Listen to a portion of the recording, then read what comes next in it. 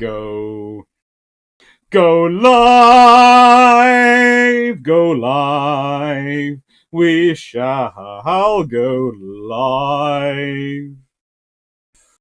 Hello everyone, how are we doing? It's part 3 of HMS Dreadnought Day. Favourite Dreadnoughts, battleships and battle cruisers. Please note the emphasis on the 2 words. Yeah, battle cruisers. Right then, hello John Shea, hello Knight6831. Gonna try watching both you and Drag at the same time. You see, I'm just saving watching Drag till later, till after I finish all this. It's going to be what I'm going to do quietly this evening, while I'm sort of coming down off the adrenaline rush and many litres of caffeine that will have got me through today, and the sausage sandwiches. Good old sausage sandwich. Right then, hello Peter Dawson. Hello M35 Benvids. On an unrelated note, this is the 186th anniversary of the Battle of Gonzales. Important battle for Texas independence. Yes. Texas will be very happy with this video, I think. Hello Stephen Richards. Hi Doc, just got back from walking the dogs. Now looking forward to part 3. I also attempted to walk dogs, and dogs, both of them, universally decided that frankly it was not on their daily activities. One suggested that I was bark, bark, bark, bark, and the other one just jumped up on my mum's lap and went, no, no, no.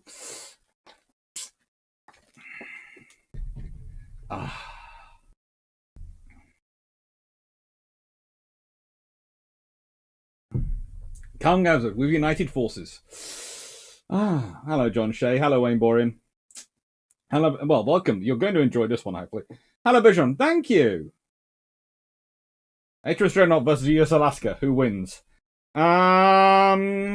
Well, probably Alaska, but I don't want to count Dreadnought out because, let's be honest, she does have battleship-grade armor for her period, and she does sink a submarine. So there aren't many battleships which can honestly say they've sunk a submarine. So therefore, Dreadnought has some luck.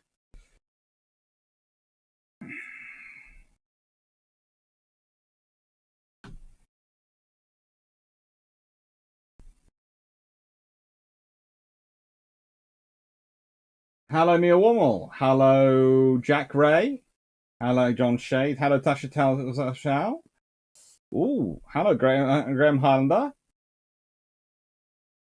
Let's see. Look, Nelson won't be won't be on the favorite list. Not on the favorite list. Good afternoon, Eric Kaufman. Hello, level 98, the bear hunting. Hello, Nautical Wolf. Hello, Felix B. Hello, HMS Ford. Hello, Eric Kaufman. Hello, Eric Vasava. Hello, Tillian Wong. Hello, Jade Happy Waven. Hello, Alzaski. Hello, Stafford Thompson. Hello, John Luke. Hello, everyone. Hello, Gilda. And hello, Cody85. Hello, everyone. Brighton. Senecanera. Least favorite Dreadnought? Something French. I have managed to avoid. Well, you'll be able to guess what my least favorite ships are quite quickly by going through when we go through this list. I have divided the list up into 3, and then I have an overall favorite of favorites. So I have favorite battleships, favorite battle cruisers and fast battleships, and favorites of my heart, which are for ships which, frankly, are not the best in their fields, but I love them anyway. I love them. And so they are there. And hello, Cascadian. And then, hello, Dan Freeman. And then after that, well, there I said, there is the winner of all. Least favorite, Danton. I am ignoring the Danton. Hello, Tanavilla. Hello, Loki.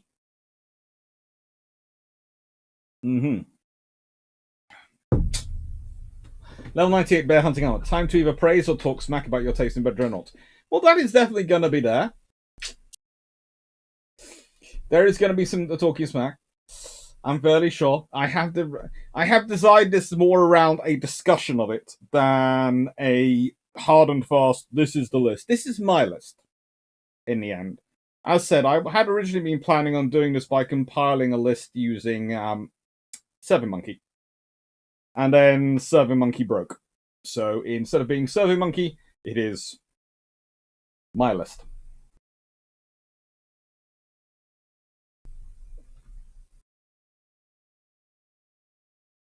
Wayne, I am terribly sorry to hear that. I'm sure Cleopatra is a lovely dog, and I'm very, very sorry to hear she's dying. I have to say, um, it's never pleasant to lose them, but it's never a thing. I get very maudlin very quickly thinking about losing dogs. It's one of those things. There's an old saying that various things about partners dividing love, children multiplying love. Well, I definitely consider the dogs and other pets to be in the multiplying love category, and you remember every single one. I know I do, especially the ones that went in my arms. Had one like that because I was the only one able to be in the room with them, and that was not fun not fun. But I was glad I was there for them. Anyway, what have we got going on? Well, why have I got spreadshirts quickly up? Because for those who don't know, maybe haven't watched this channel before, thank you, welcome for watching. Just a quick thing, I have an aunt. I love her dearly. My whole family, we communicate by giving various bets. And when she originally bet me that I would never get to 1,000 subscribers, and I ended up getting to about 3,000. And so she's come with a bet which she definitely feels she will win. When she saw the Spreadshirt site, which the link is to down below, she went, "Ooh, well, if you manage to get to 13,000 subscribers by December the 31st, me and your uncle will wear Blackman face masks, and you can take a photo of them and put them on the brew ships." So that is why that is up there.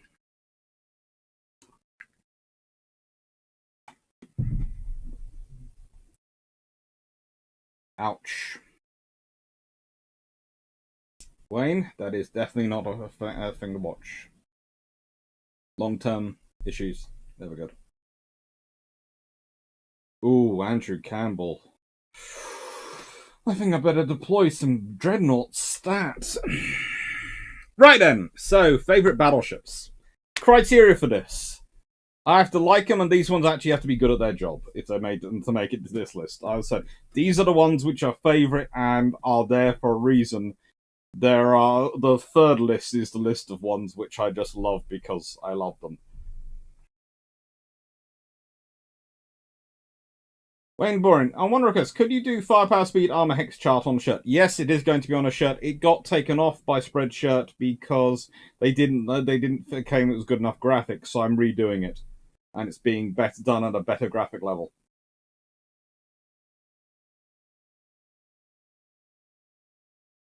Oh, Jaron, even if you can't get a 30,000 subscribers, you should give your aunt and uncle Blackman shirts as a Christmas gift. They have actually bought the face masks already. They have bought the face masks. I'm not sure what they're planning on doing them if I don't get there, but they have bought the face masks. Right then, so, favourite battleships. This is usually a fun thing to start talking about because, let's be honest, we all have our own favourite battleships. We do. Oh, why did you reset? And my fifth in my number 5 is the Bellerophon class because they're what come after HMS Dreadnought as battleships, and they get completely forgotten. But without them, you honestly don't have the Dreadnought era as we understand it. The Bellerophon class are this first attempt at a standardized class, and they're in many ways laying the templates for what will become the US standards because the Royal Navy churns out the Bellerophons, they churn out the St. Vincents, and they churn out the N1. Sorry, I've forgotten. But they churn out all these sort of 21 knot 12-inch armed dreadnought, pretty much built to the same design, pretty much built the same flow of mind, and they are a battle fleet. They are the Royal Navy building a battle fleet, and that's the important thing. Yes, there are slight differences between each classes, but there's not that much, and they are pretty damn solid, and that's your solid battle core for much of the next decade. Then the 13.5s come, then the 15s come, but this is your first solid core. This is where you build up your experience building dreadnoughts. This is where you build up your knowledge of operating dreadnoughts. This is the basis for what the Grand Fleet becomes, and it's this class. HMS Dreadnought is lovely, but without this class, you don't have a battle fleet. Without this class, you don't have the capabilities you need. So, here you go. The Bellerophons. Jack Ray. Playing Ultimate Admiral Dreadnoughts while watching. That game is the only thing that can really scratch the Dreadnought itch well enough. Even World of Warships just doesn't do it for me. It doesn't for me. I'd say I find them both fun for different reasons. I find Ultimate Admirals fun because I can design my own ships. And I find World of Warships fun because I get to use real-world tactics to smash the out of people.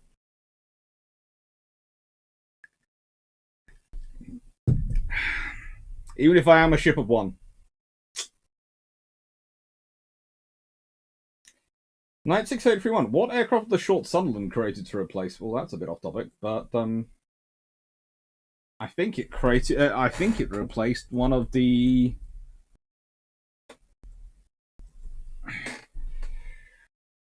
Oh, which of the flying boats did it replace? I think it replaced.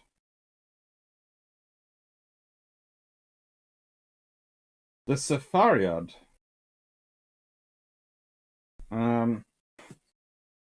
Yeah. The Sarafand. The Sarafand. The short Sarafand. Try remembering how to pronounce that if you haven't said it for a long time.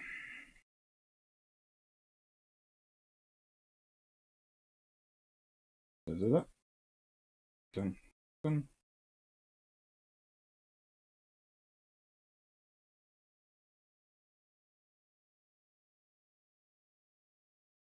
It's always fun. It's a good class.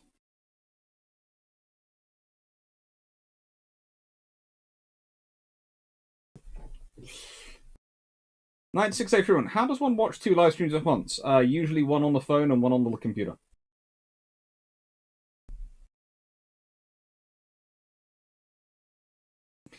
And look, at least the lookout is ahead of the smokestack. That does help. It does. Bellerophon.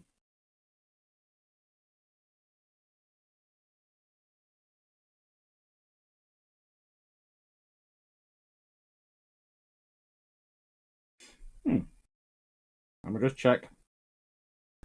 I'm sure yeah. Please note dyslexic spelling has implemented here because that is supposed to be Bellerophon. Bell E-R-O Phon. Ah well. This is why you should never, as a dyslexic, trust your spelling innately. I didn't check my spelling on that one. I just went, oh, I'm sure that's right.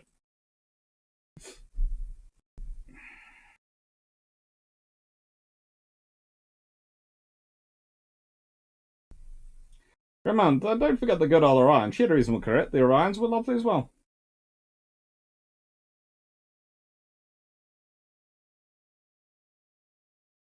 I believe Napoleon was sent to St. Helena on Bellerophon. Yes. Bellerophon. Oh.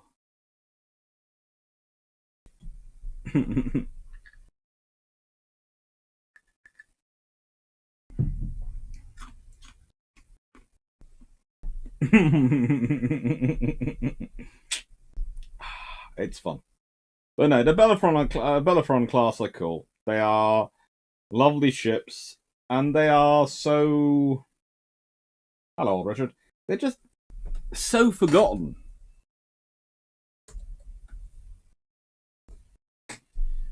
But what I liked most about them, and I always found this quite cool,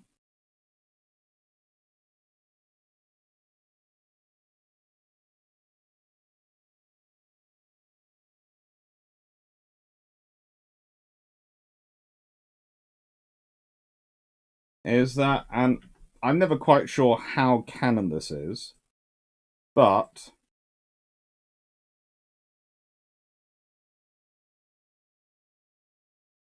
the Bellerophon class actually gets a class in Star Trek, which is quite cool. Admittedly, they seem to be based on the Intrepids, but it's cool.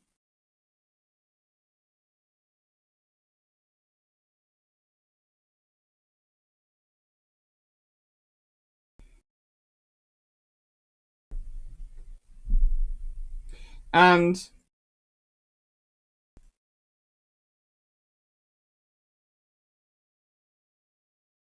they also, if you want some really fun things, appear on currency. They appear on the Bank of Canada's $10 bill. There you go.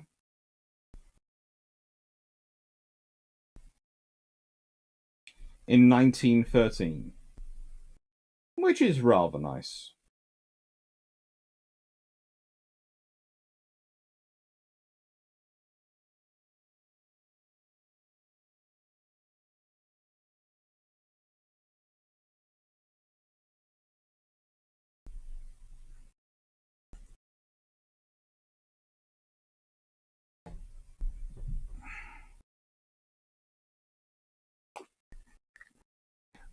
Hello, Melanie, 1640. Hello. Andrew Campbell, the bows on the early dreadnoughts just look so menacing. They do look. There is still a bit of a round bow there, which is probably why HMS Dreadnought was quite so capable against that submarine, because it came up with a battleship doing an actual ram with a round bow. Well, they strengthened the bow.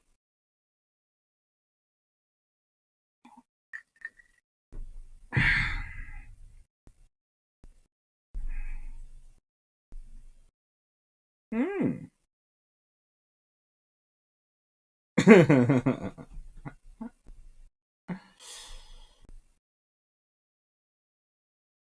Oh, Richard, the sanely arranged twin tripods are aesthetically gorgeous. They are well positioned on this.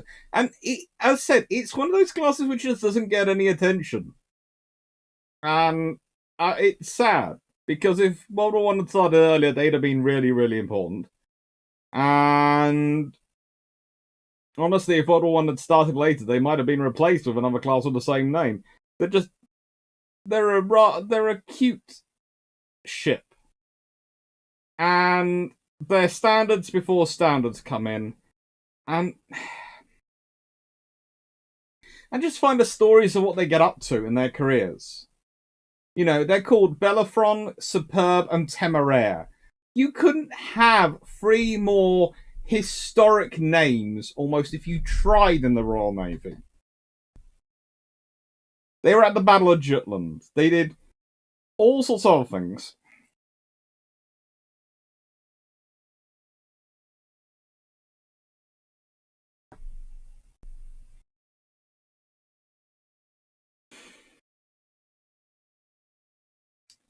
They're just these ships which get into, and they are part of so many operations. They are in the background. They are making the thing at the side for it, and they just get forgotten. Right, number 4, Tagonoff class. And honestly, there is a reason for this class being here, because, and let's face it, this was the first try for the Austro-Hungarian Navy. Come on! On their first try, they produce this class.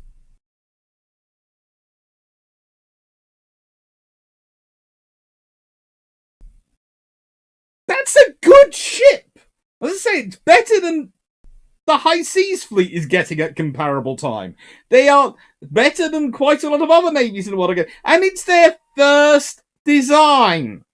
And unlike the Russians, they don't call in the Italians, they don't call in anyone else. They build it themselves. It's amazing. But it's also a testament to what nations can do if motivated. Even on tight budgets, which is something perhaps we should consider about today. Because today we always tell ourselves it's more complicated now. In the 1900s, the 1910s, you cannot get more complicated than building a dreadnought. It is a huge industrial and scientific achievement. And let's be honest, when they achieve in their period, that's its level for then. We can now say that our level for today to equivalent achievement is much, much higher. Well, yes, you can say that. But probably the starting point in terms of education and knowledge, thanks to the internet and other things, is also that much higher in terms of starting to it. So this is an achievement. And that's why it's number 4, because it is an achievement.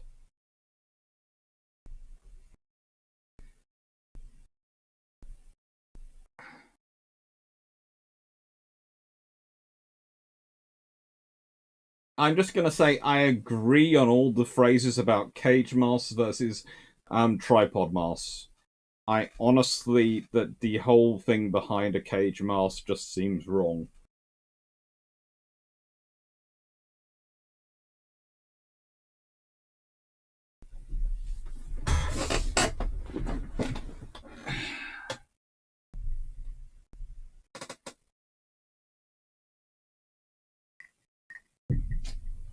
I mean, boring. Now I want that $10 bill.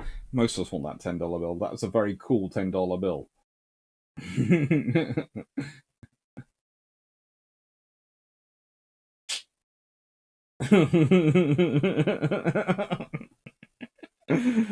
Definitely, take off. Better than anything the French are building or would build for about 20 years? Yes. Admittedly, that is the French. Look, I don't want to always sound like I'm always being down on the French. They are victims of their own maritime infrastructure. They're victims of their own scenarios. But also, at a certain point, you have to actually do something about it or stop building a navy. Now, this is was that homegrown design? Yes, homegrown.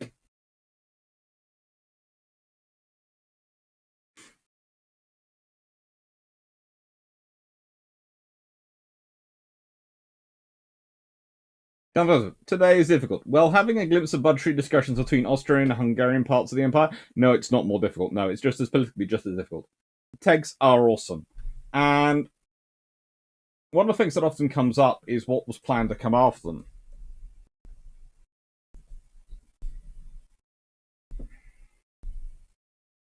And honestly,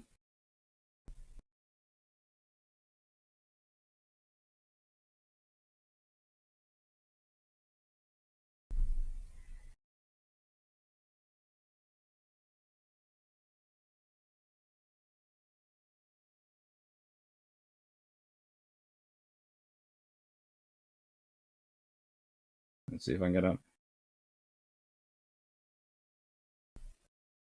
That's pretty good too.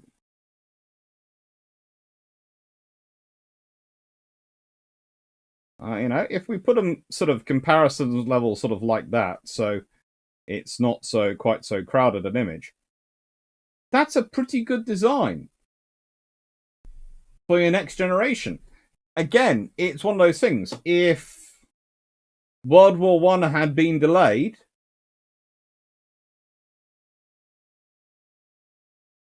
they could well have been in service. And then I think the Italians would have had cause to go, excuse me. Although the Italians would have possibly had the Francisco Caracolas in service. Because these were going to have 10, 14-inch guns.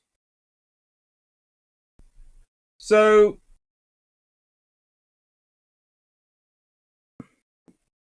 These, they're 12-inch guns. She has 12 of them.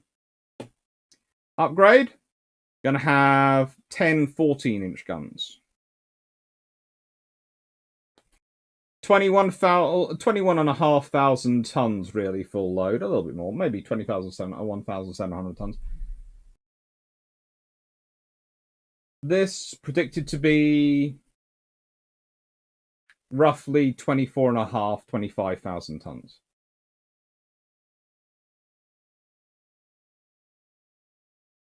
The Austro-Hungarian fleet produces some beautiful, beautiful ships.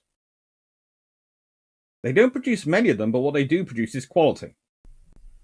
You can argue, in a way, they get the risk fleet better aligned than the Germans do, because they produce ships which are a risk to the Italians and the French, but not so much a risk that anyone's actually really thinking of a war versus them. They're just thinking of, oh, we better build these in battleships ourselves. Honestly, it often seems that everyone does the risk fleet idea better than the Germans if they do something similar based on that idea, but that's probably because of the deterrence methodology. And because the Germans get the messaging part of their deterrence strategy wrong. Instead of saying we're building these ships for our own defense, they say we are building these ships to take on the British. And the British go,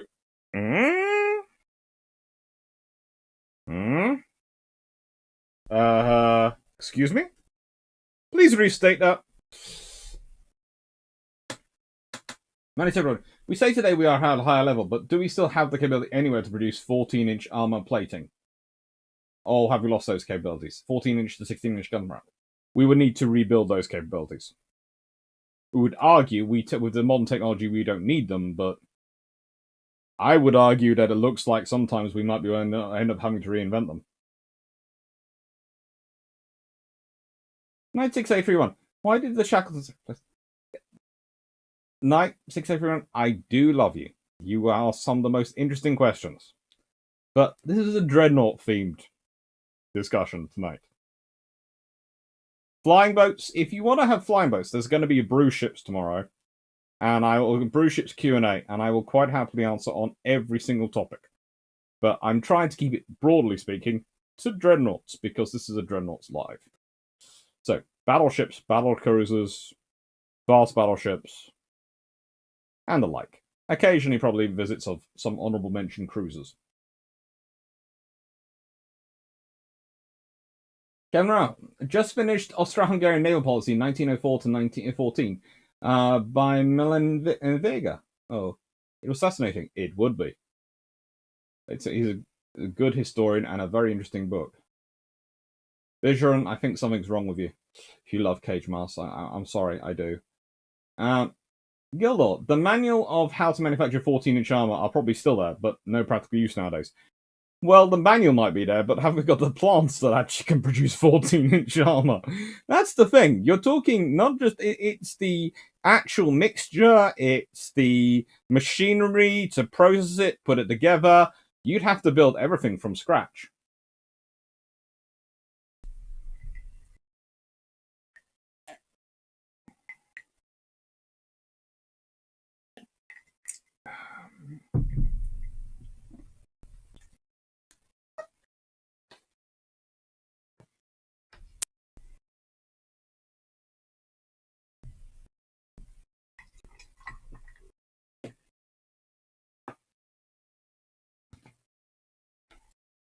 Graham Hanlon, the Swedes might be able to do the steel. The guns, maybe the States. Those are potentially the options. Justin, could we build a battleship now? Right now, no. But could we we spat out 2 mRNA vaccines once? Nuclear weapons, global communications. Not planning to go to Mars. Not doing that badly. No, I never said we're doing anything badly. But the thing is, we have advanced in some technological areas and not advanced in others. And actually, this is one interesting thing, because one of my friends who's looking at building a ship that would take people to Mars, etc., has actually been looking at battleship design and battleship armor, because he's wondering if they might have to use battleship-grade steel as part of the hull to give them a strong enough hull to withstand the distance, the journey, and the radiation. Because The worry is the level of radiation damage that might take place to the hull going backwards and forwards in terms of sustaining human inhabitants. There are things you don't worry about so much in a satellite that you do worry about with humans aboard. So, Texas, my third favourite, because, and as I put here, because the only way you could get a more stubborn battleship is if you called it HMS Gurkha. USS Texas is lovely, but she does live up to the Texas State brand. She doesn't give in at any point in her career. So, number 3.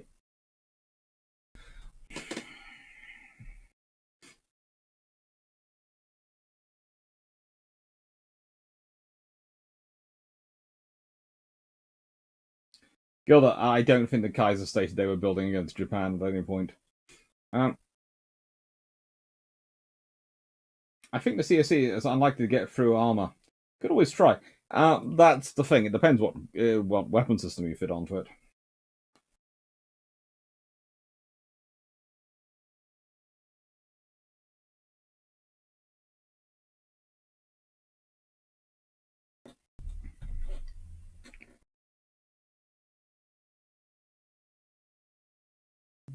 And are you insinuating Americans are stubborn? No, but USS Texas certainly is. Cody85, if you were building a Dreadnought, what would be the absolute minimum requirements? If I was building one today, or if I was building one in 1900s? That's the question. Water arm would probably be coming involved.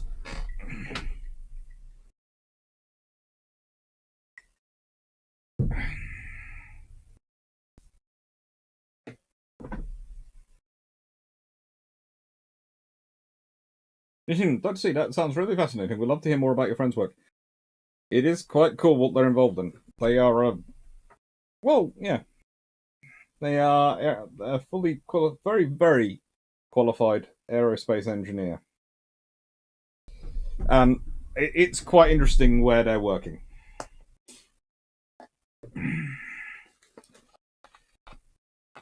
Night 6 for everyone. Yeah, I'm going to have to drop out. I'm having difficulties with both you and Drac. So I have to catch up the stream maybe throughout tomorrow on Monday. Take care. Good luck. Frank Smarter, how many other BBs would have survived the Fritz X attack Warspite did? You have to be quite a tough build ship to survive it. Personally, I have a feeling that Rodney and Nelson possibly could survive it. They would be damaged severely, but they'd survive it. And also, it does depend on where you're hit. And again, depending on where they're hit, I think some Iowas might survive it.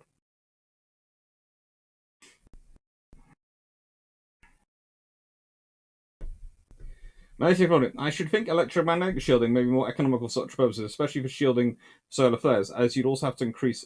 You'd also have increased solar panels. Yes and no. That's quite true for certain parts of the ship, but for other parts of the ship, they would prefer not to have an electrical current, and they're looking at what they're going to do. They've got reasons for all the stuff they're looking at. And 35 benefits. And Texas is honoured to be compared with HMS Gurkha, thank you. Yes, well, I could imagine USS Texas also charging an air attack. Andrew Campbell, Drac is spot on in his Battle of Texas video, where Texas wrecks her engines to stay at the head of the line and try and keep up with the Queen Elizabeth. You just know she would have done that. Yes. Anything necessary to stay there would be what Texas would do.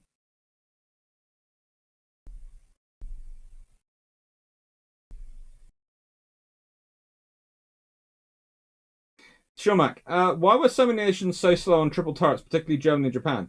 The USN are the only ones who should arguably be the most risk-averse, but they were the largest adopter. Well, it all depends. Germany is risk-averse the whole way through. Don't look to them for technological advancements in the Dreadnought era at all. Please don't. They are always behind other people. The reason the British don't go for a treble, and I think this also affects the Japanese, is because the British think it's more so if you have a treble turret. Let's say you have 3 trebles to get your 9 guns. Well, that's lovely. You've got 9 guns, but you lose 1 turret, you've lost a third of your firepower.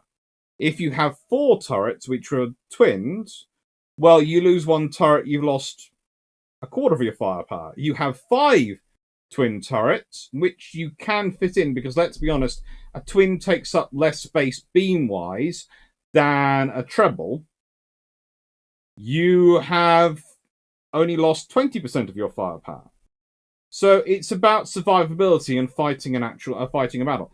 Plus, twin turrets tend to be faster to maneuver and turn around than the bigger, heavier trebles and quadruples.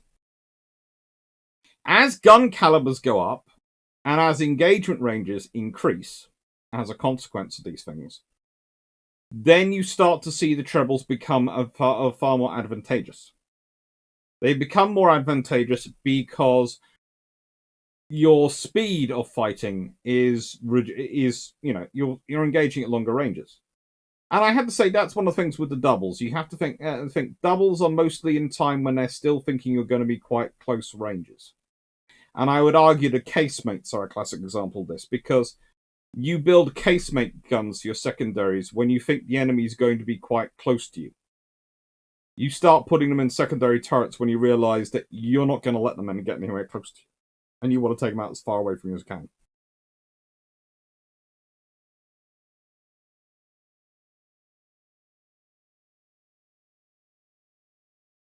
Cascading. Thoughts on South American Dreadnoughts? They are cool. I especially like them. I have a special soft spot for the Minus Greyes class. The Greyes class, they're lovely.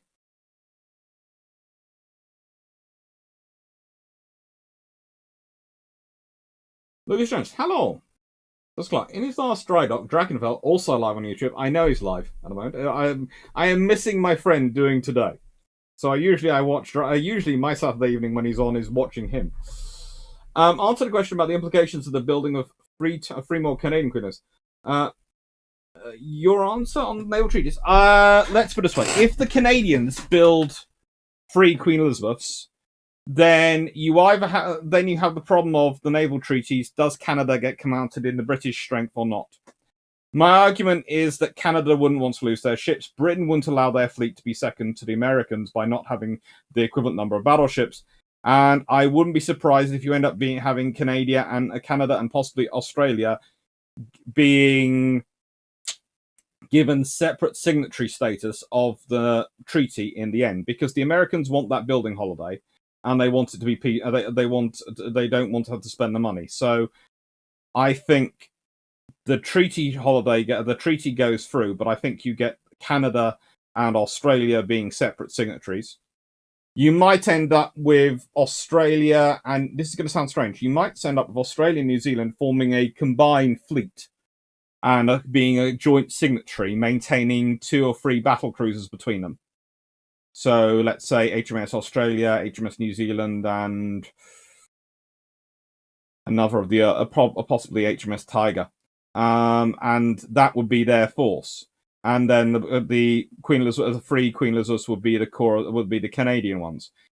You might end up with that as a scenario, which would be acceptable to the Americans, but it would have an impact on the rest of the interwar years. It would have an impact on the outbreak of World War II. It could also mean that the Canadians and Australians and New Zealanders would have a far stronger fleet by the time war began, because they'd have more, and they'd also be more encouraged to build more. So you might end up with a very real scenario that, well, let's be honest, at the outbreak of war in 1939, the Germans have the 2 Scharnhorsts.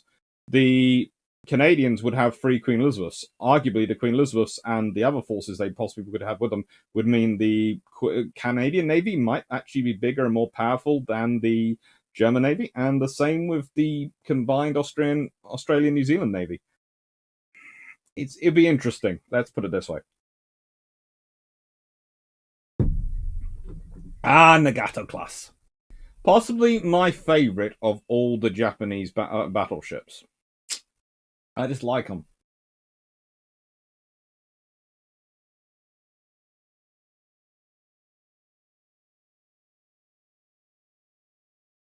Okay. Let's see. Quite a good point, read the manuals of how to make things. Same result. So looking at how to make 16-inch class armor plates today, so sending us how to make mini Intel i9 CPUs to 1910. Be fun. Gilda, William II claimed that in 1908 in Daily Telegraph was of course ridiculous. Yes, and the trouble was there was Tirpitz going around telling everyone it was against Britain, and various other people in Germany telling everyone it was against Britain.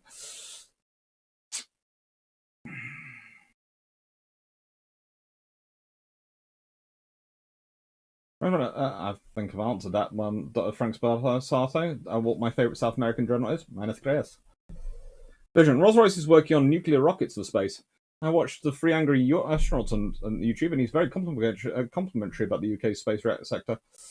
They have some very, very good teams.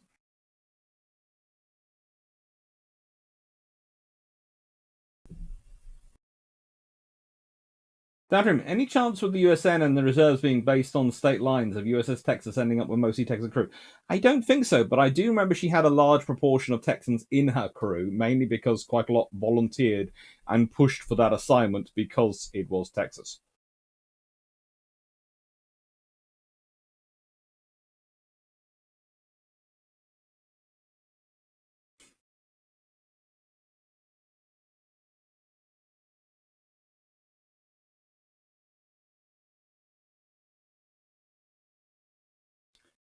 Which nation got better use of their battleships? IJM with the Congo class or Joni with the Shannos class? Congos. Congos do far more operations than the Shannos do. Congos every single time.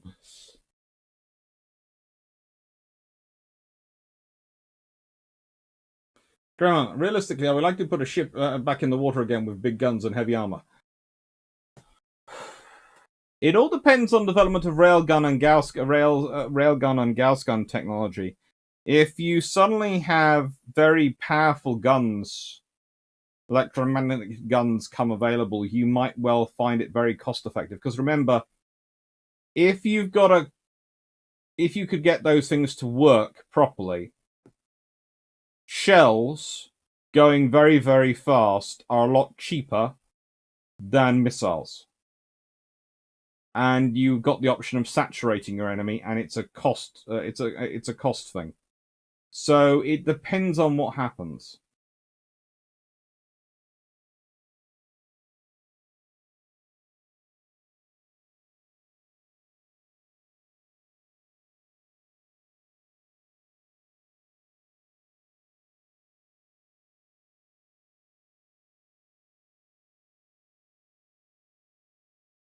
Shumac, the ANZF, Australian New Zealand Fleet.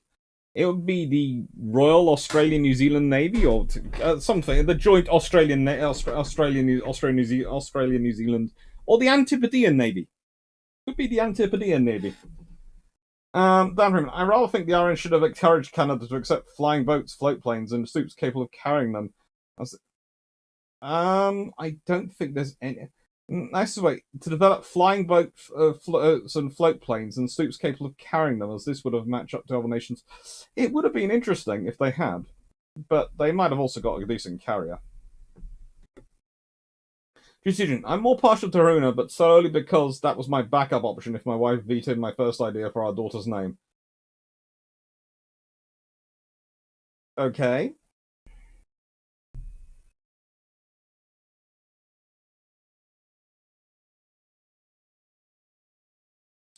Alzowski, how would the Battle of the Java Sea go if the Aussies deployed a battle cruiser? Well, if it's HMS Australia and it's been upgraded, it's interesting. The Japanese probably have to deploy larger forces because they know these are present in the area.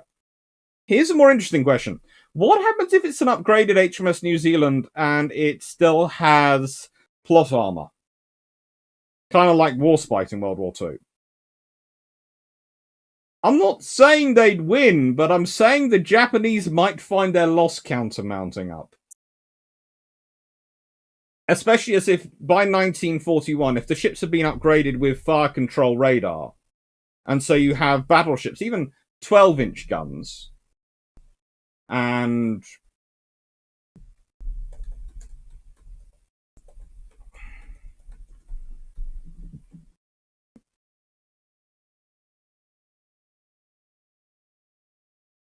Australia has 8 12-inch guns. If she has them radar guided by 1941 and they're being used in the battle, then that could really cost the Japanese in terms of cruisers, because they can outmass the cruiser. So they would basically, the Japanese would have to respond by sending their own heavy capital ships. So that would mean they wouldn't have capital ships for another operation, or they'd have to wait to launch the operation until they had those capital ships, which they'd assigned elsewhere, available for this. That's what these forces do. Forces like this multiply the problems. Queen Elizabeth, Canadian Queen Elizabeth, that makes problems for a Deutschland. It's Deutschland going along North Atlantic. Yeah, I'm in North Atlantic. I'm fine. Hang on. There's a... There are Canadian Queen Elizabeths all around me going, hello. But war hasn't begun yet. And they're going, hello. It's just not a nice scenario. So the thing is, the treaties, especially the way they're structured, do, and there's someone asked me this recent question recently, and it could be a patron topic, I think. I think someone's put it forward as one of the patron suggested topics, which you'll find on Patreon is still live mode. I'm going to put the questions up for vote tomorrow, so still live. The point is, the Queen Elizabeth class, they would multiply problems for people. Sydney, Australia and New Zealand, if they'd been refitted even remotely well during the interwar period, could have been very big problems.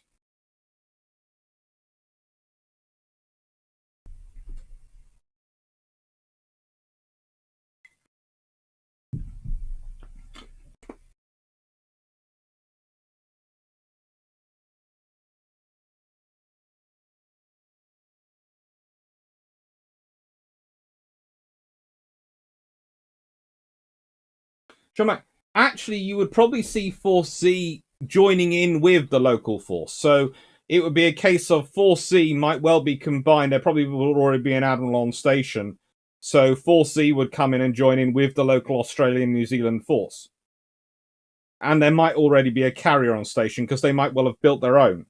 So they might have a couple of carriers, in which case they have their air defense, they have their destroyers. So you're dealing with a far larger, far more capable force from the get-go.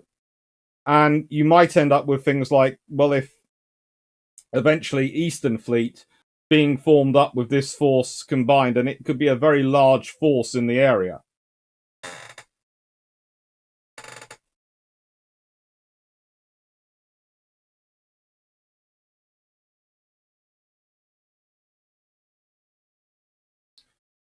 Sorry. I feel like on every main fleet action, the IJN had Congo class involved somewhere. Pretty much.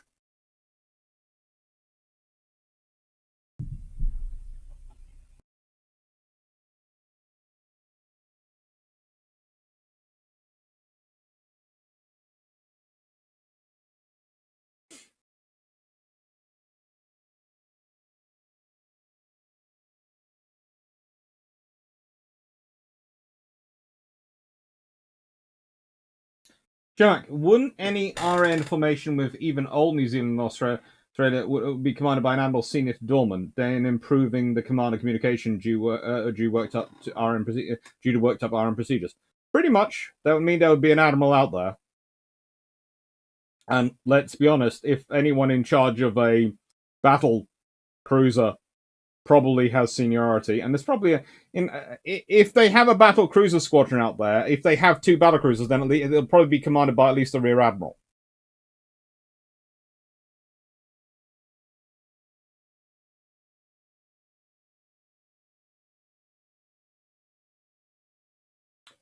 Would the Canadians be able to upgrade their Queen Elizabeths up to World War II standard, or are we looking at vintage World War I versions? Probably would be able to upgrade them, and probably would be part of a larger upgrade program, because, again, they would be able to upgrade them in Canadian yards, and the British might as well send some of their Queen Elizabeths to be upgraded in the Canadian yards, because then that's going to speed up the upgrade process and help out a Commonwealth ally.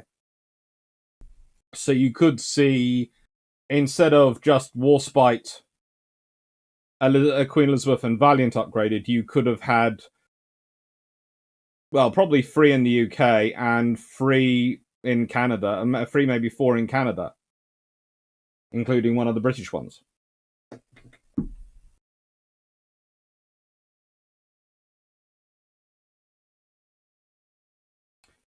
Andrew Campbell, instead of Australia and New Zealand, would they have got the remaining cats? They might have got the remaining cats. Honestly, there might have been a debate as to which ones they get. Again, if they're getting the 13.5, they might get the cats inch guns. You know, there would be a whole range of debates about it.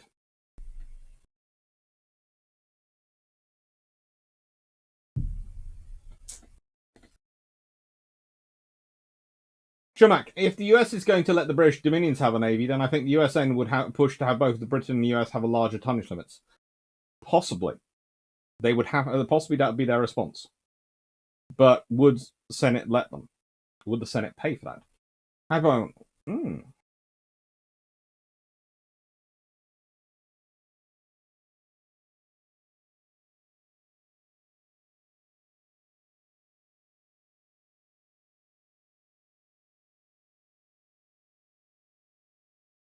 Cody85, if the Japanese need to send heavy ships to the South China Sea, they need to use either the Fuzos or the Izais.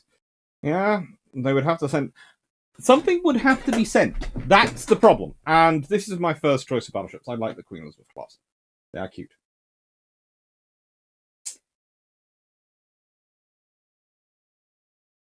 I think Congress would be having a panic attack because anything which looks like they're going to have to spend more money on the US Navy, they're not probably going to want to do. Ken Rain. Hello, Ken. Great series of Clarke. Thank you. Great series of talks. I get why you consider Asset class large cruisers and not battle cruisers. Would you consider the contemporary Kirov class modern battle cruisers or not? Honestly, I do tend to put them in that rate, but that's because they are such big cruisers. You would probably call them heavy cruisers, but these days no one likes to call anything a light cruiser. So we've got destroyers and cruisers. So then you need to differentiate them. And the differentiation most people understand is battle cruiser. But honestly, if you were considering the theme of the Alaska class going on, you'd almost be tempted to call them armored cruisers. Because I tend to, when I'm talking about the Deutschland class and the Alaska class, I tend to go, right, then they're not heavy cruisers at that point, not by the treaty definitions. They're armored cruisers because they're not battle cruisers, they're the ones in between. And the one in between a heavy and a battle cruiser is an armored cruiser.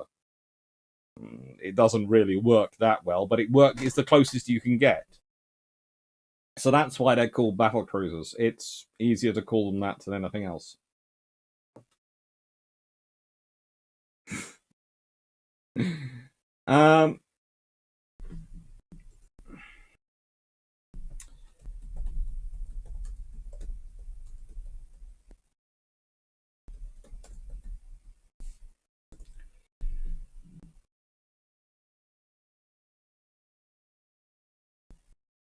There's an interesting discussion about it, and they were looking at various options for the names. I don't think they confirmed the names yet, but I have a feeling they were going to be Quebec, Ontario, and another of the cities they were going to be named for.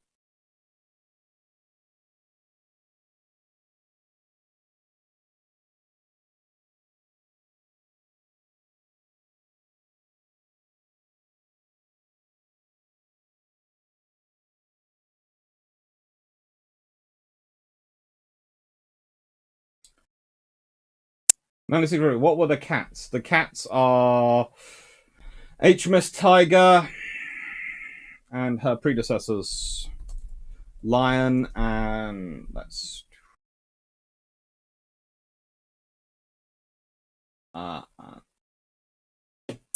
there's Queen Mary and HMS Lion tends to be and Princess Royal. So there's Lion, Princess Royal, Queen Mary, and Tiger tend to be linked in as the cats. And I'll be back in a second. Someone's just popped to my door.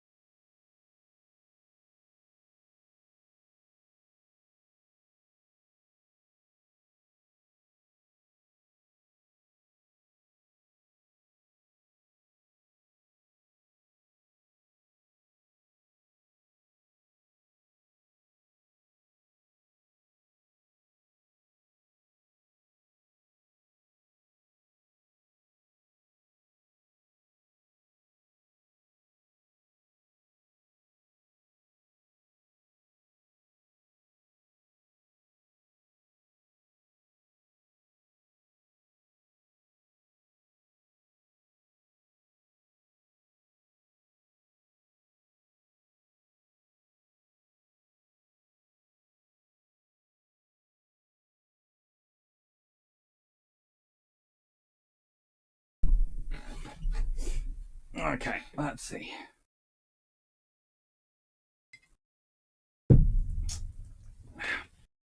Mm-hmm.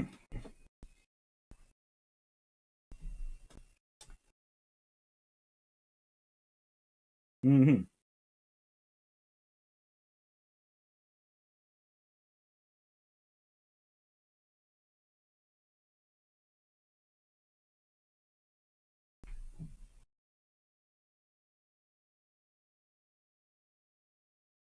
Okay, Stafford. Sorry, Mac. Then Freeman, Ottawa. Manitoba, Ottawa. Well, you know.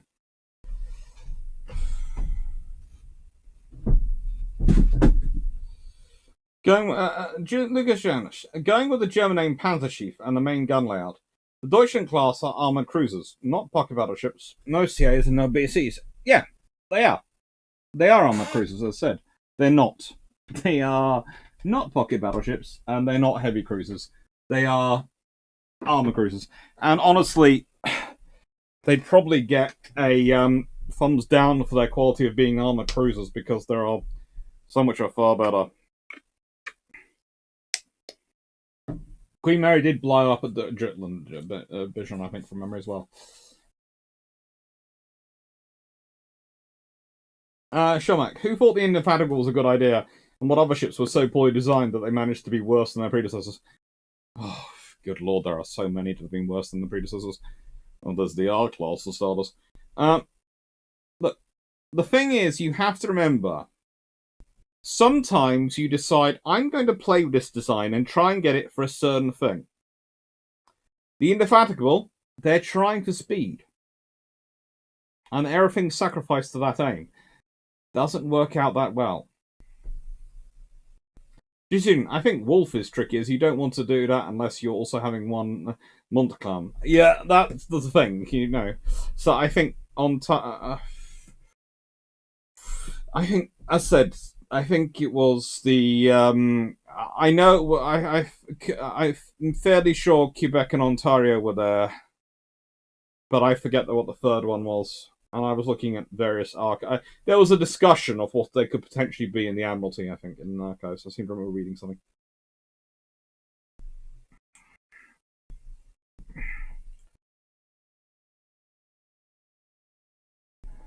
Possibly Vancouver.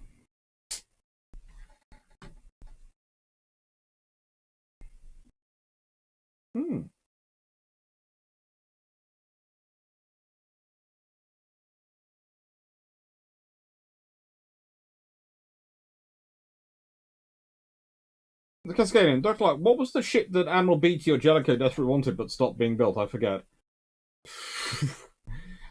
Beatty wanted all the Admiral class. Jellicoe wanted HMS Agincourt. And the bonus one, which rather comes up for the purpose of expression, is of course my HMS Agincourt, which if you saw part 2 of this series from today, you'll have heard all about. But basically, I think she was on line to being the first 18-inch battleship, 18-inch gun-armed battleship of the world when she was designed. I think that's what she was going to be. Drac usually thinks she's going to carry 9 15-inch in free treble turrets. I think 3 twin 18s. But I went through all her design earlier in part 2. And she does have some pretty interesting options.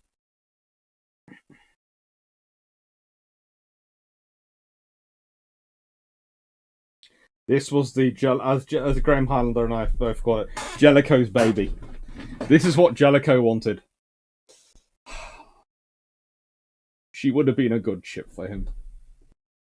You know, Jellicoe with a 28 knot 15-inch, 18-inch armed battleship as his flagship at Jutland would have been a interesting experience for all navies present. There would probably been a few people suddenly needing to take quick, stiff glass of whiskey.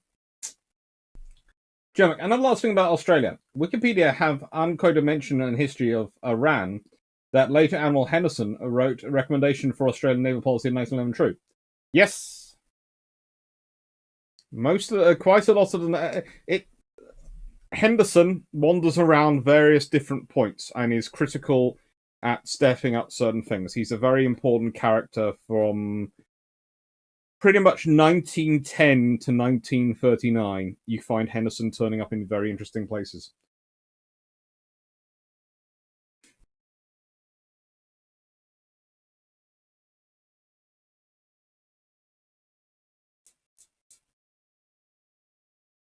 If Jellicoe had got had got small tube boilers for the Queen Elizabeth class, then there's no doubt they would have probably used them for the R class as well. And if the R class have even got small tube boilers, even if they've got less than the Queen Elizabeths, they can probably do 25 knots. So you've probably got 25 knot R class.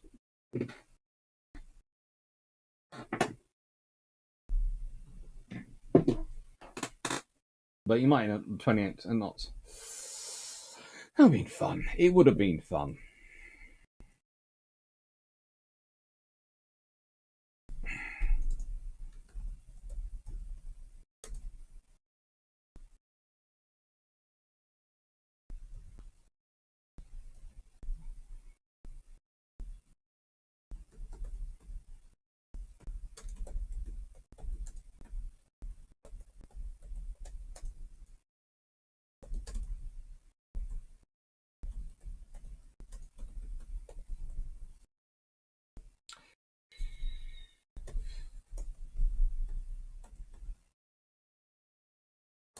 I think it was. Let me just put this up. Just being naughty and sorting something quickly out so that I have it all up.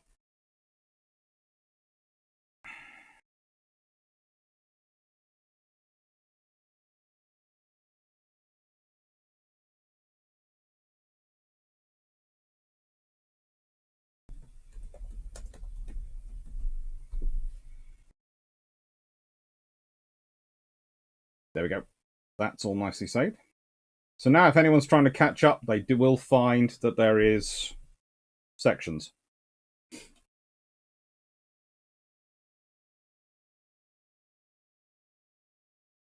Now, what's the Formidable in the UAD screenshot? The Formidable is my idea of what the Hood class, the Admiral class, might have been if Agincourt had been built.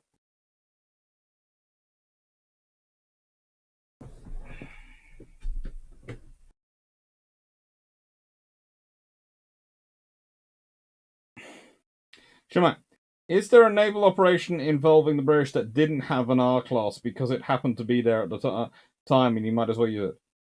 Not really. If there are R classes available, they tend to use them because they're better. They are fairly useful ships. They're better to have around than not have around. Graham Hanlon, again, World War I delayed. Jellicoe stays longer as third Sea Lord, and who knows what might have been built.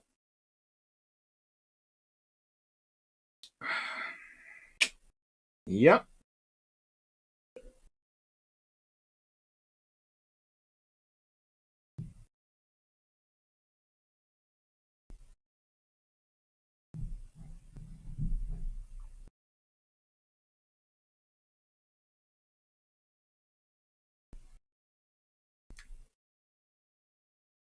Melanie, that doesn't sound like a bad error. Eating both halves of a foot long sub sandwich, that sounds like a good thing to have. Cody is 85. If the R's and Queen Elizabeth got small tube boilers, how many more hold my beer moments would they have had? Well, let's put it this way. If they're already on small tube boilers, then you're probably looking at Queen Elizabeth class on 28 knots, which means they probably keep up with the battle cruisers going south, in which case Evan Thomas is no point is going, hello, where are you? No point is behind the gentleman that is BT. He's up with him the whole time. But also, you probably have a fact that if you have the R class with 25 knots, then they might well have been modernized slightly more in the interwar years, because let's be honest, if they're capable of doing 25 knots and the Queen Elizabeths are motoring along at 28 knots, you're probably having a few people going, huh? Let's put it this way. It makes things interesting in a World War II scenario. It makes things very interesting in the end of World War One, but it makes things incredibly interesting in World War II because the RN has a far faster battle fleet overall.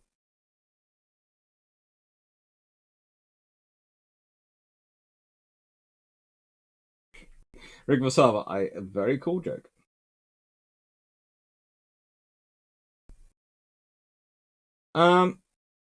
Cameron, why not small tube boilers for the Queen Elizabeth since they were so innovative in other areas?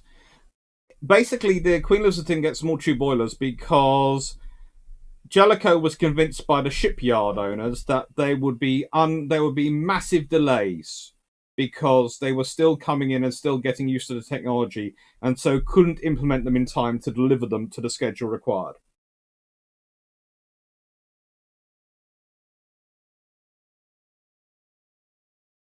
Nineteen Productions. HMCS Quebec arrives at Mozambique with a Force H. HMCS Quebec. Brothers. The French brothers. It would have been interesting. Hello, Ralph Shepherds. Oh, and the fuses would have worked too. We can always hope. Most of it. Ah. Oh well. Down goes QE with 28 knots. German battlecruisers. We need a new plan. Sorry, I'm laughing so hard I'm actually shaking the desk. If the Queen Elizabeth can do 28 knots, then probably the German battlecruisers are going, they need more than a new plan. They probably need new trousers.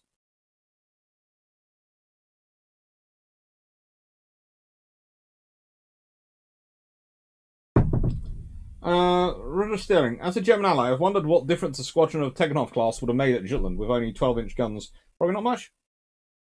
They could have certainly counted in against the older dreadnoughts of the Royal Navy, and they're probably more useful than some of the earlier dreadnoughts, the first class of dreadnoughts of the German Navy. So they'd have been useful. They wouldn't have changed the it wouldn't have probably affected the outcome of the battle, but they would have certainly been far more useful than some of the other ships they had with them.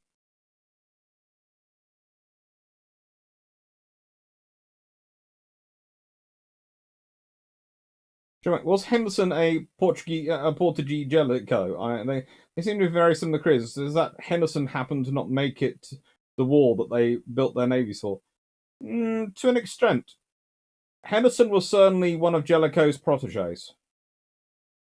What's that on? Hello. Let's look like the younger. What you refer to as small tube boilers in American English are called tube and fin, and large tube are called smoke tube.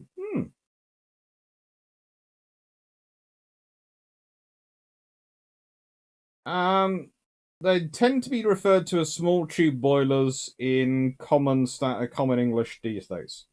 There were many descriptions and things given to them in earlier times, but these days, if you're looking at the standard in academic English and the standard in history, as we talk about them, are small tube boilers, because that means everyone can understand that. John South, if the QEs had got small tube boilers and been 28 knots, it would have been interesting how much arm would have had to have been shaved off the Nagatos, as to get them up to that speed, they did have less armor. Possibly the Japanese would have gone small tube boilers as well. Cascading, what US ship would be akin to Agincourt? South Dakota? Potentially.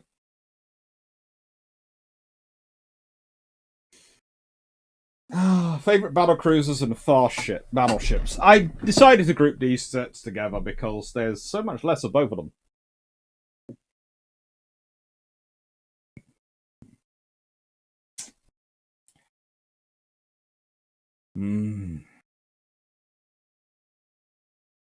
As you'll notice, all the dividing pictures are Dreadnought.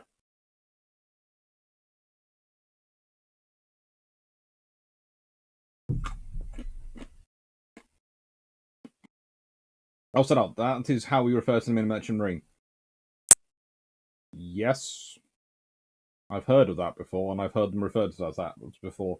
But normally when I'm talking to politicians.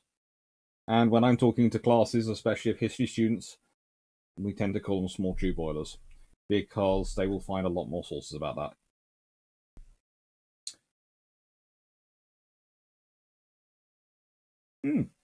Germans called armored cruisers Panzerkreuzer. Panzerschiff is just armored ship. Yep. That's been my point many times when people tell me things are pocket battleships.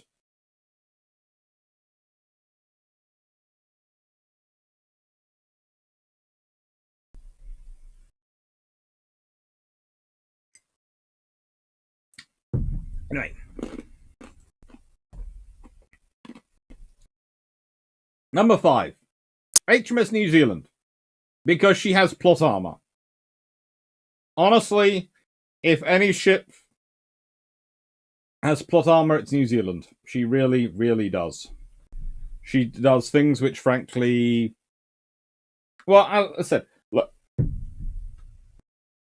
The worst scenario I could think about for, under those sort of... we've been talking about what happens if the Commonwealth navies get to retain ships.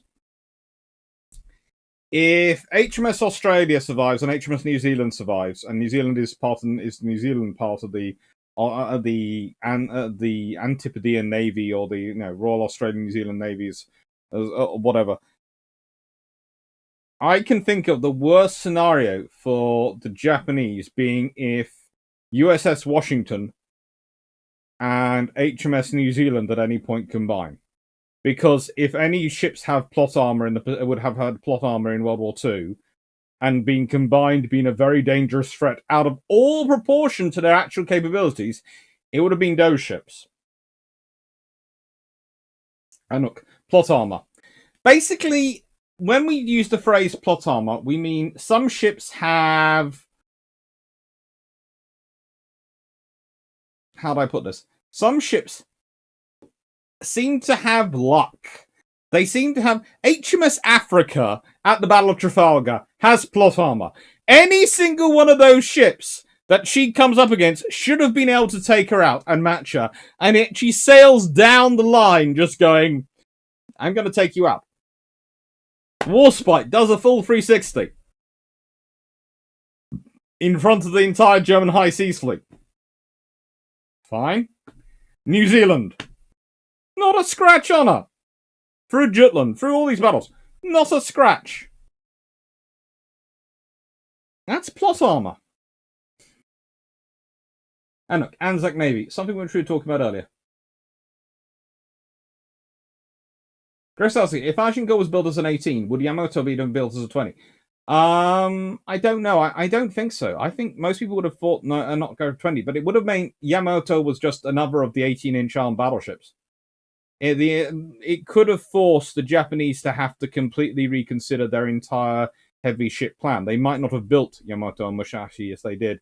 They might have built something, gone a different route to try and counterbalance, because they go that route because they can go for these huge 18-inch armed ships and hopefully outweigh their American counterparts. But if both Britain has an 18-inch and America probably would have had 18-inch as well, then having an 18-inch armed ship doesn't really help.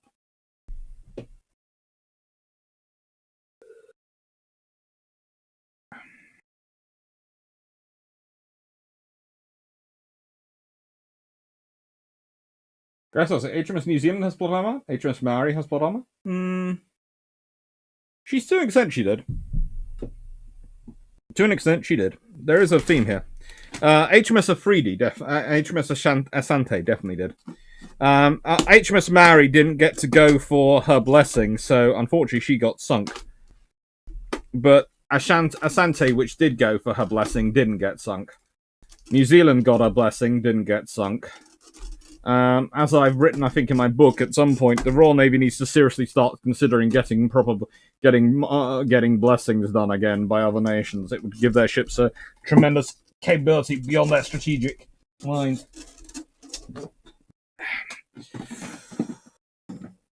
So we are at opening up for today.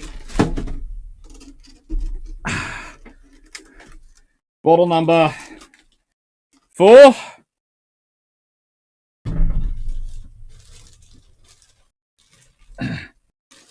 Do have a 2-litre bottle left for tomorrow, and 3 more 2-litre bottles sitting down next to me. So I have quite a lot remaining. Approximately 12.5 litres remaining, opening up 1.5 litres. Okay. Calm Gaswood, Deutschland. In fun fact, in Hungarian lecture, they're called Deckerel, or a pocket cruiser. Makes more sense than pocket battleship. John Sal, if New Zealand, as well as having its historical plot armor, has been given the aimbot that Iron Duke had, it could have taken on everyone. Possibly. Lost Adult makes more sense from an engineering perspective, as the size of the tube can actually be smaller on a smoke tube versus the tube on a fin on a S-17. Lost Adult, I am not going to disagree with you, but when you're talking to history students, when you're doing these general discussions, you go with the name which is more commonly used, because you have to provide people with an easy frame of reference and a basic starting point, rather than necessarily going with a name which might be more technically accurate, but also there's the fact that in naval circles they were also referred to as small tube boilers. So in the merchant navy, yes, you're more accurate. In the literature and in the discussions in navy at the time, small tube.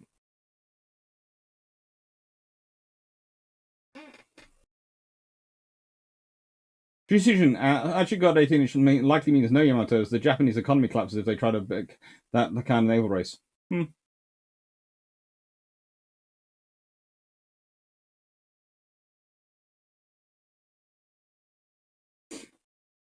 19 bear hunting armor. Would you consider Sedlitz having plot armor or just cursed with a service of pain? Honestly, they're two sides of the same coin.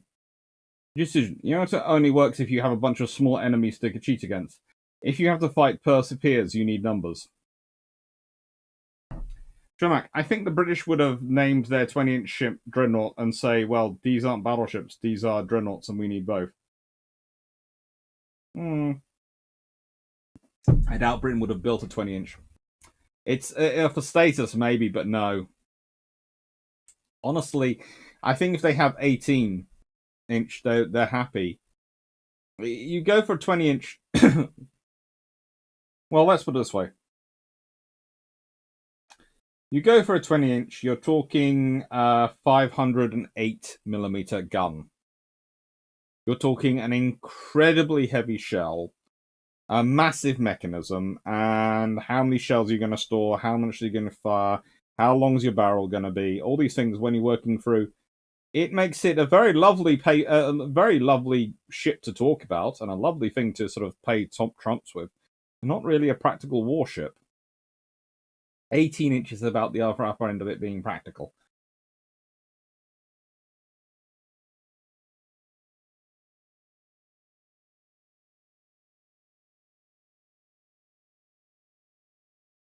So, the one where you mentioned who didn't get her blessing and was sunk, were any of the blessed ones present when she was sunk? I think she was sunk by a submarine, and I think she was with HMS Mohawk at the time. So, no.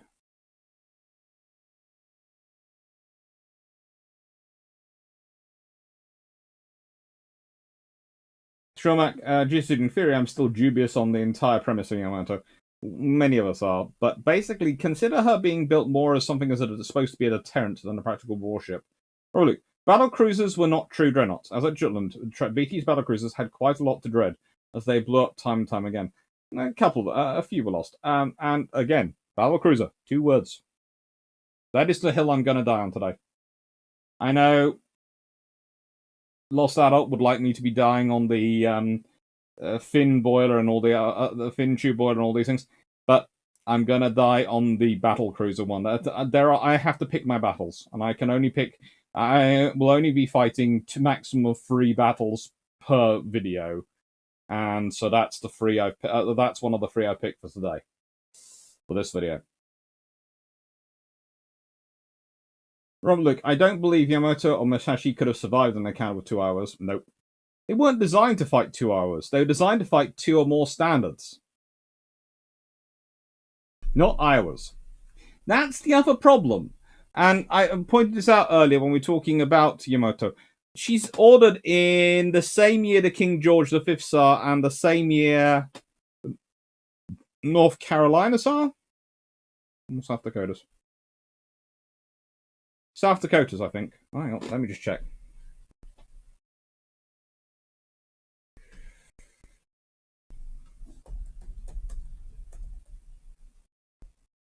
Yeah, I think it's a North Carolina class battleship she's ordered in the same year as. Yeah. No. They're ordered at the same time as the color. Not that, them. Not North Carolina class.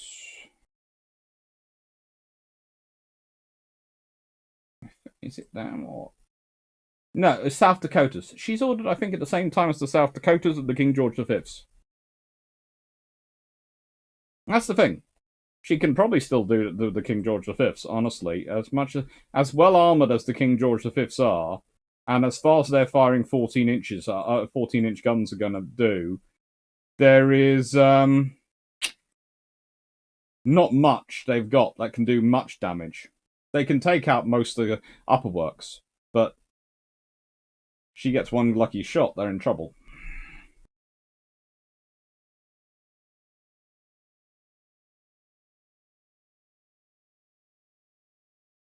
Also, no, thank you. Super was well. The thing is, I know the terms, but I try and I said I have to keep the things. But I actually might do an engineering video at some point and go through all the boilers. I'm planning on trying to do one with Drac at some point so we can talk it through. And thank you about additional ways to phrase it. More for the honest in you. Oh, thank you. Well, thank you. Well, as I said, thank you for using it. As I said, it's not the battle I'm picking today. Read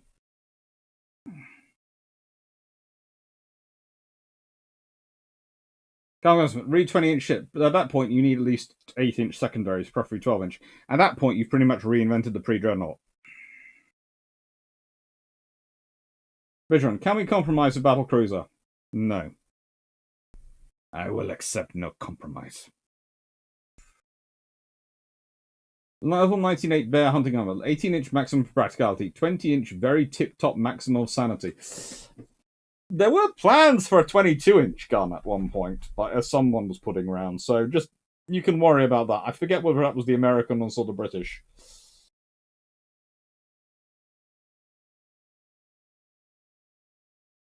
Shamak, the problem with it as a deterrent is if it's secret, then it doesn't work. Because it doesn't deter anyone, because they don't know what it is. That is the problem. Trust me. Admiral Yonai pointed this out.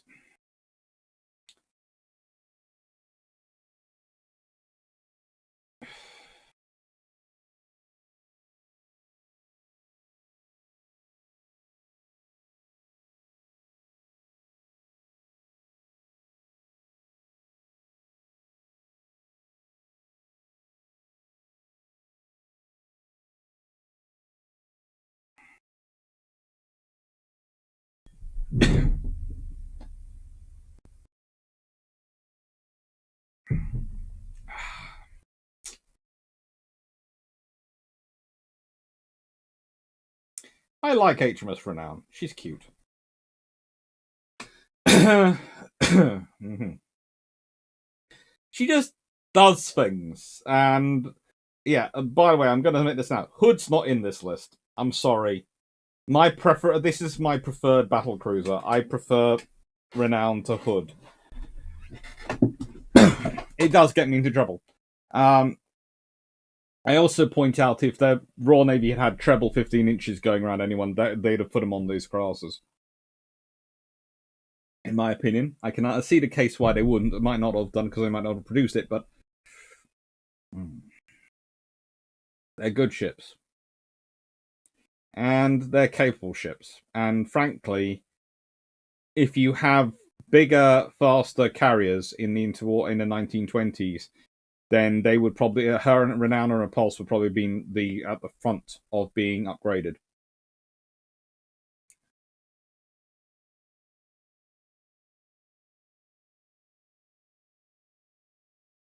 Hold on. For what it appeared on the bill was number 10 given a bill for battle cruiser or battle cruiser. I think you get what you paid for when it's a new item. They were billed battle cruiser, 2 words. That's how the Navy approached them. Because remember, for Navy, this was scout cruiser, light cruiser, armored cruiser, battle cruiser. There was also torpedo cruisers. For the Royal Navy had a long tradition, but press shortened it to 1 word. And then it was born.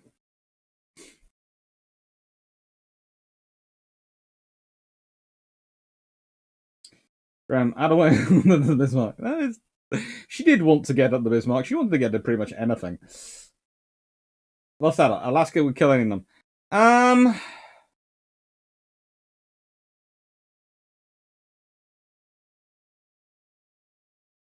I don't know.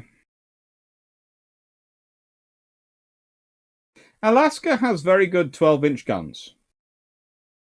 And is a very capable design. But she's a cruiser. And she certainly is. You see, the thing is, I see armored cruisers like the Alaska class being developed if you don't have the treaties as a way to counterbalance the battle cruisers which might have come in, as a way to protect areas on the cheap. But I think the fully upgraded HMS Renown, an updated and refitted Renown, could probably give an Alaska a run for her money.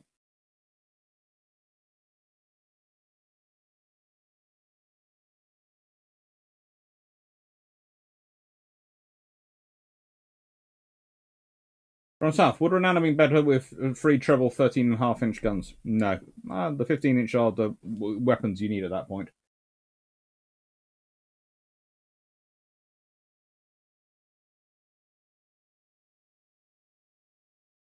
Cascading, did the USSR or Russians look at a battlecruiser or have any designs on them? Actually, I talked about this earlier in part 2, in what might have been. I talked about the Borodino class, which were the Russian battlecruisers. They were building at the same time as the Gangutts. If the World War I again hadn't broken out where it was, you might well have seen the Russians have Borodinos and Gangutts in service. The Soviet Union certainly does look at battlecruisers. But they never build any. Vision, with all respects to Iron, perhaps the press has a better command of the English language, being professional wordsmiths. I doubt it.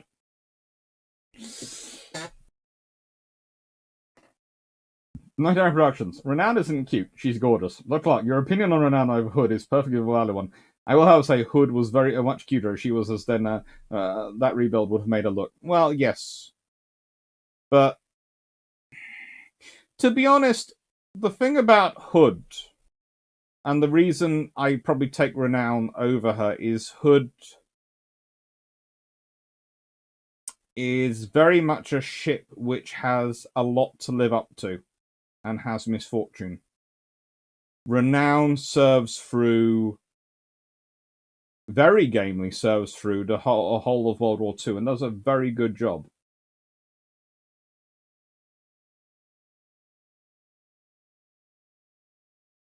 Picasso, how accurate is the reason for draw Renown as being that it was too slow to keep up with the modern fleet?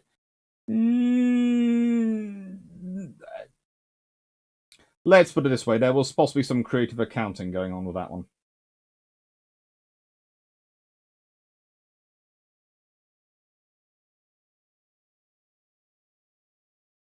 Yes, I missed part 2. Sorry for asking all the questions. No, there's no Cascadian. There is no problem with asking a question. The only reason I'm saying go look at part 2 rather than answering now is so I can answer other questions.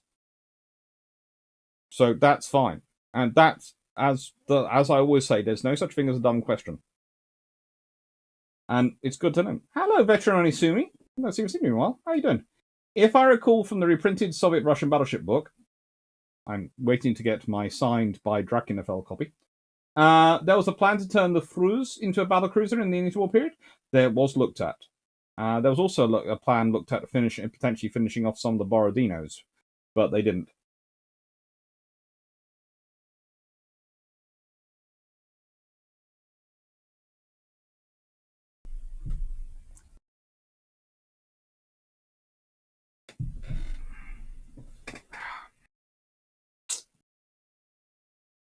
She's a good ship, and she's pretty.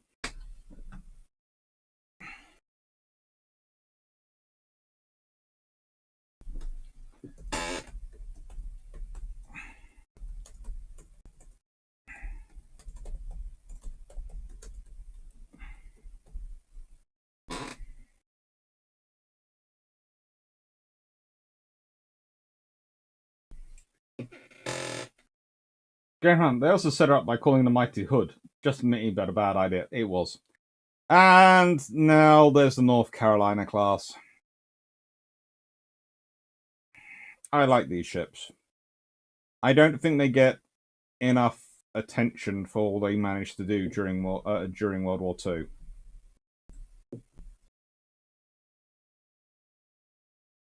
Because if you think about it, they're in service 1941 all the way through.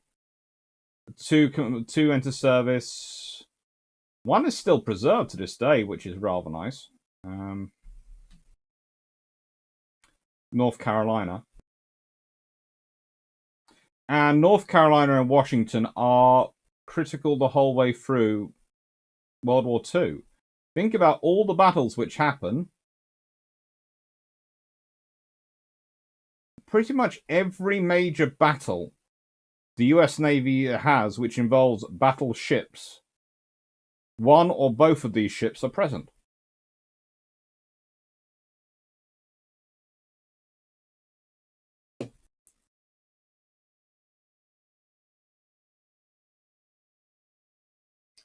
And they are capable of a top speed of 28 knots. They have a range of 17,500 nautical miles at 15 knots. They have 9 16-inch guns, 45 ones, 45 caliber those, 25-inch guns, lots of Bofors, 20mm and all sorts of things. And they have a decent belt armor. They have decent barbette armor, turrets, all these things. They are generally good all-around ships.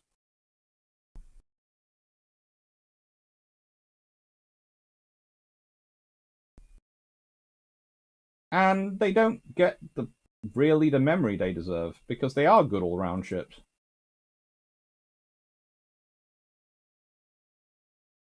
John Evans, HMS Tiger is the only ship better looking than a Hood, but I do have a soft spot for Repulsor Renown. Tiger was a gorgeous ship.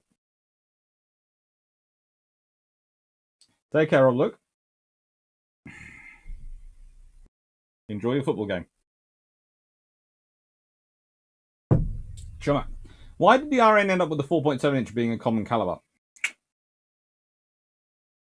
It was just the balance of what the RN needed to felt was good in the 1920s. It balanced up with everything, so they put it on everything, and then they went, ooh, what we have available.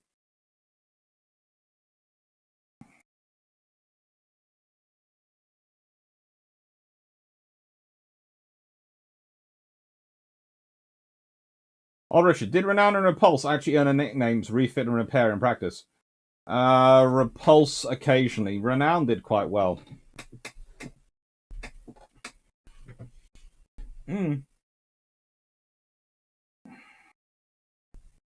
What battleships was Renown best at sailing besides? Renown tends to go off and serve on her own. That's the thing. Renown tends to be. Well, at one point she's in Force H, running a Force. Is it Force H or Force Z? Force Z. I think it's Force Z actually. She's running down south with it, hunting down the Force K. She's in. Sorry, not Force Z. Force K. She's run down south and she's chasing down the Grass Bay with Ark Royal.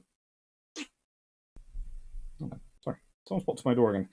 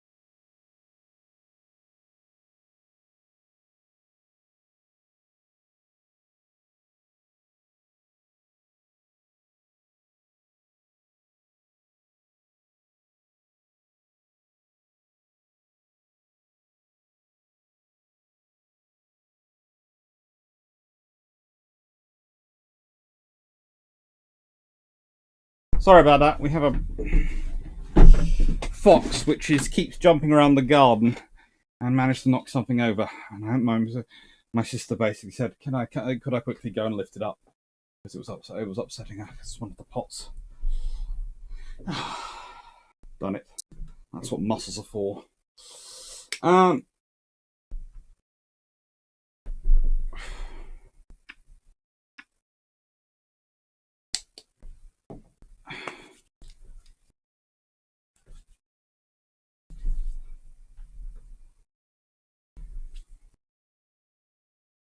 Okay, Tasha tells Sue Vachel, if in 1920 the RN had gone for the K3 design over the G3 design, any idea how much more expensive it would have been to build the docks needed compared to the shrinking design?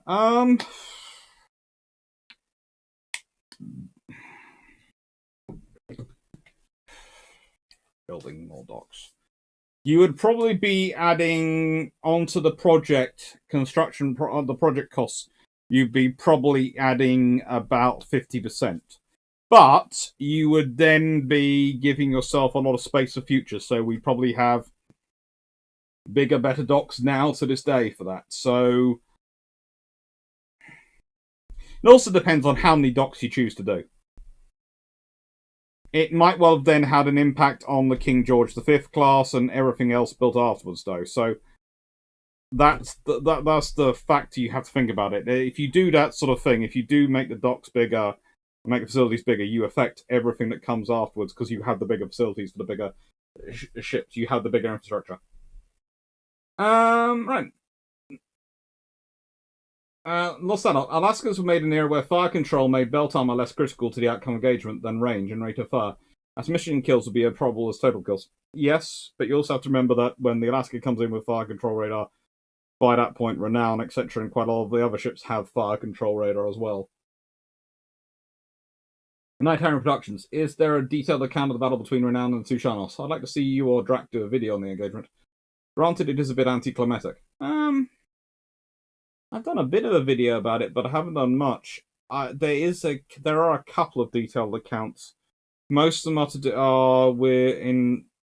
the best one is in the Battle of Norway series by... Where is it? I have it somewhere around me, staring at me. I know, because I was reading it earlier. There is a Norwegian author.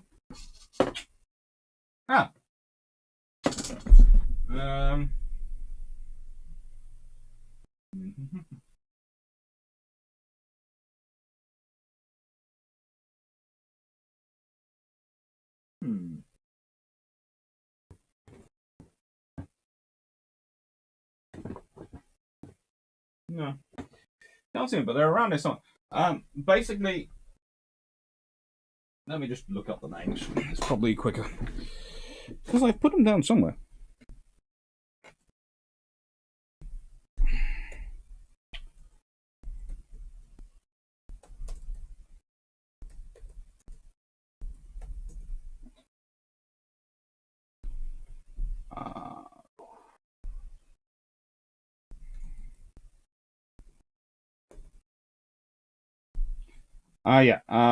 Gear Hedgehard, the German, his series. Let's see. I think it's the second or third. There is a very good account of it. Yeah, in the second copy of the book, The Battle for Norway, by Geir Hedgehard, has a good account of it in it.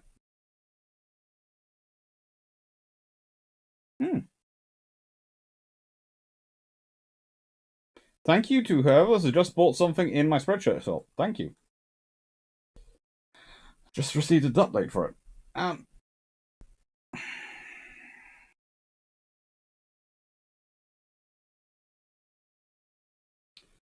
Do you know what caused the vibration issues and if it was overcorrected? In which class? There are a few which had them. Wayne Warren, I always wondered where the renowned gun layout came from. Agincourt. That's another piece of my argument.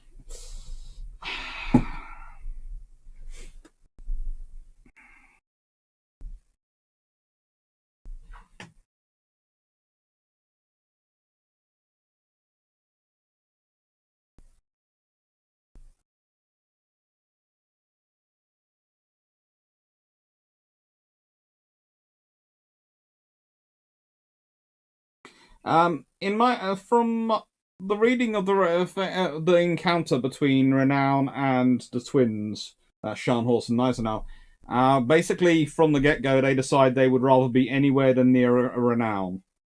Because, well, she managed to score hits at long range anyway with her 15-inch guns, but mostly they decide she looks like she's coming on angry, and she is responding to the loss of one of her destroyers. And whilst they weren't responsible for the loss of her destroyer, they hadn't sunk that destroyer. That was nothing to do with them. They had not engaged the destroyer. That wasn't on them. They decided that they needed to be elsewhere rapidly because of that.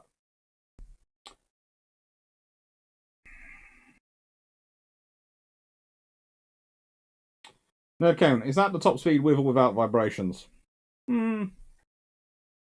With a little bit of vibrations.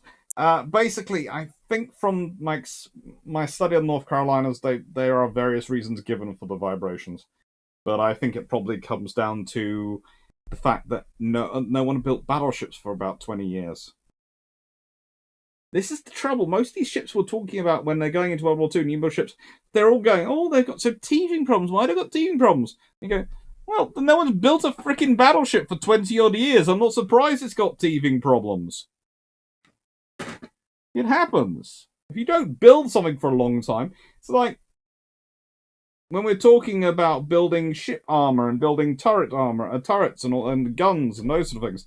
The reason we can't is mostly because we haven't done it in so long. The infrastructure has gone, which would build it for starters, but also all the stuff which isn't written down, all the experience which isn't part of the manual, isn't there.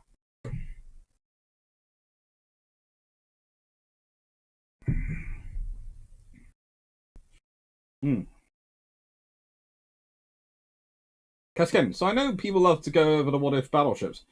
Any what if destroyers? There's a few of those.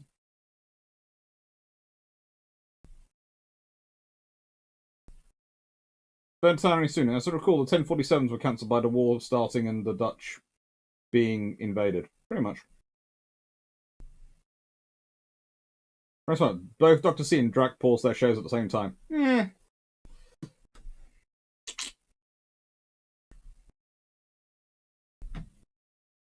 These things happen.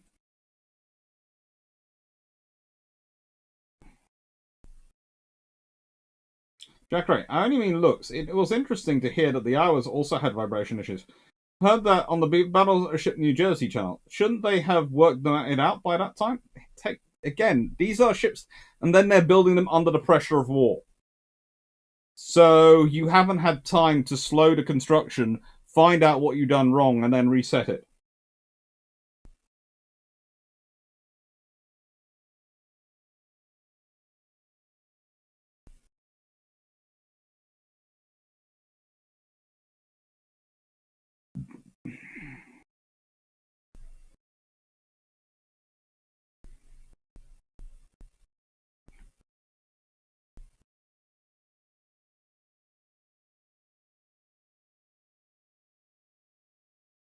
Just fire control only edges out armor until someone with armor has fire control. Then the fight ends badly for those only with fire control.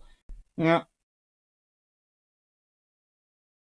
No, Kim, is it jumping over the lazy dog? No, it's jumping over our pots, the fox, I'm presuming you're asking me.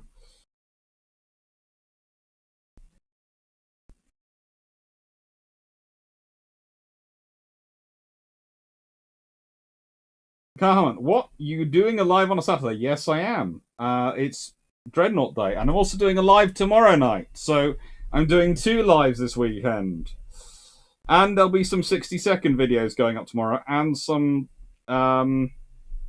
book reviews are finally uploaded as well. That'll probably come out over the next week or so. Which is somewhat late. Had to run to the sporting goods store to pick up another cabinet to store my collection of fowling pieces. And before significant other used the fowling piece on me. It's a shared joint hobby in the relationship. Whatever you do, do not forget to do the things which are needed for it. Wait, Warren, I could see a 1930 supercarrier built if the dockyards had been expanded. They possibly could have been. Hello, Ginger Ninja 2611. Try saying that fast twice.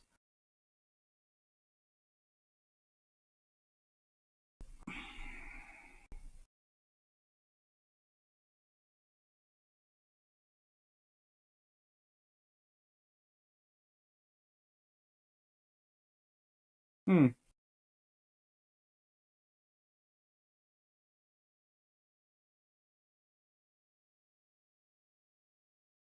Graham Handler, at any time you want to control the seas, you have to control the surface. Broadly speaking, yes, because to control the sea means to be able to make use of it. Command the sea basically means you have a fight and you command the sea. So, as I was saying earlier, the battle fleet's about command of the sea, battle cruisers is about control of the sea. I.e., one's about commerce and the other things, commerce protection and commerce raiding and all those things. The other one's about fighting the battle, which allows you to do all that. I need both because because if you have only one, then you have command of the sea, but you only have command of the sea in the area your battle fleet is. If you have control of the sea, you have control of the whole area thanks to the command of the sea your battle fleet achieved and the capabilities your battle cruisers give you in the 1900s, 1910, early 1900s and Model 1 period.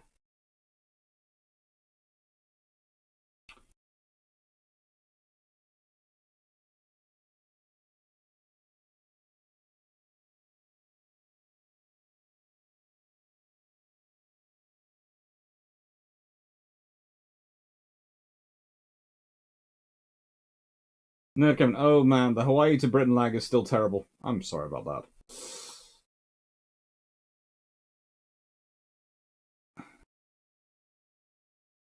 Ron Luke, Productions, I agree. Nighttime Productions, I agree. And Japan was pretty much focusing on the US Navy matchups from 1934 onwards, so not so much on the Royal Navy or the Dutch Navy, even though they did consider the Royal Navy quite a major threat.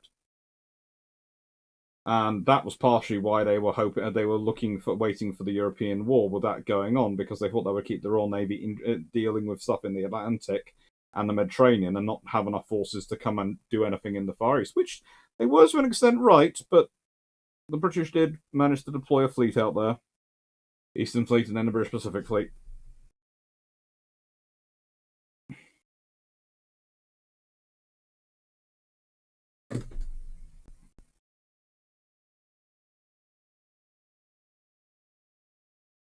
Mitch, you're talking roughly 4 to 6 years from North Carolina being laid down to the last of the Iowas being launched. Not long to sort out that type of issue. Not at all.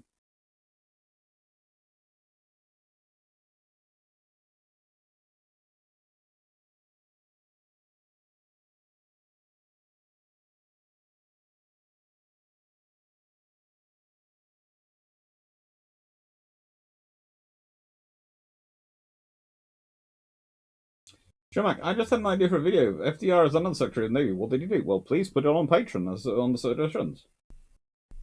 Vision, make your 60-second videos 90 seconds with 30 seconds of dead space so I don't get ad for other videos over your actual video. The maximum they can be is 60 seconds. Actually, the maximum they can be is 59 seconds. That's what I found. They're 59 seconds. They are exactly 122 words in my standard speaking style.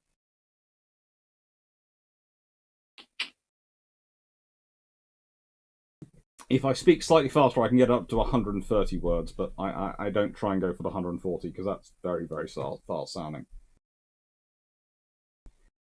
Slowest in this list, but also the biggest ever built, so gotta be here, basically. Yamato is here. Yamato. And I would argue probably the... You see, the thing is, Japan really, what they need to do was slow down, was instead of building these, build at least, some more production facilities so they could build more they had more infrastructure. That's from today alone. That's to do today's lives, and this is what's keeping me going at the moment. Does Iron Brew have caffeine? Yes. Lots.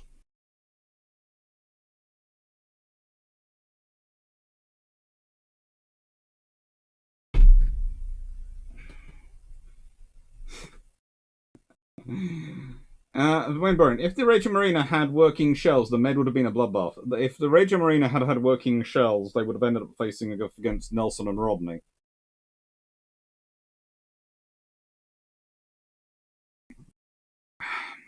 Basically, the Mediterranean would have been a far tougher battle if the Regia Marina had had working shells, but that would have probably also...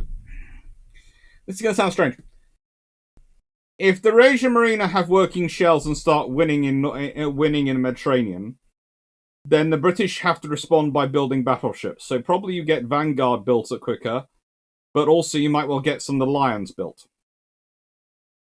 The thing is, because the British always have enough, that's why they build. That's why they sort of build Vanguard at the pace they do, and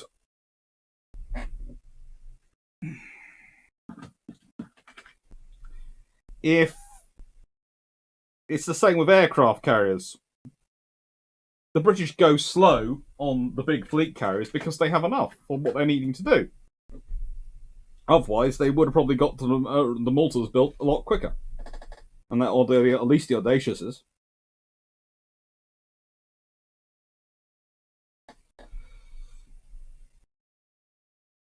Look, I think the Yamato was a mistake due to their huge resources devoted. More carriers and or cruisers would have been smarter, just as for Germany Bismarck Tirpitz versus more U-boats and raiding cruisers.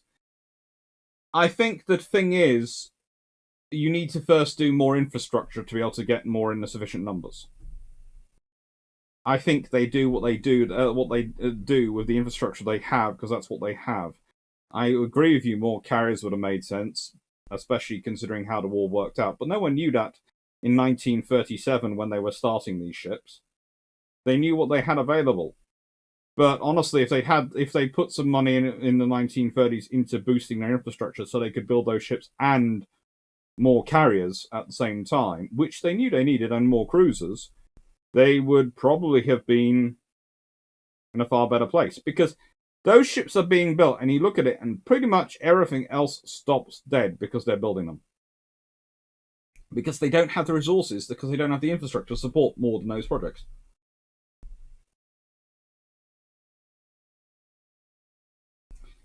Man of Science, always thought of Renown and Repulse as the big brothers of the tribal class. Good pairing of ships. And this, of course, is the Iowa class. For fast battleships, they are pretty much... they're the top of this evolutionary trail, because no one else is building anything really equivalent to them. 9 16-inch guns. 33, possibly 35 knot speed. And their armor.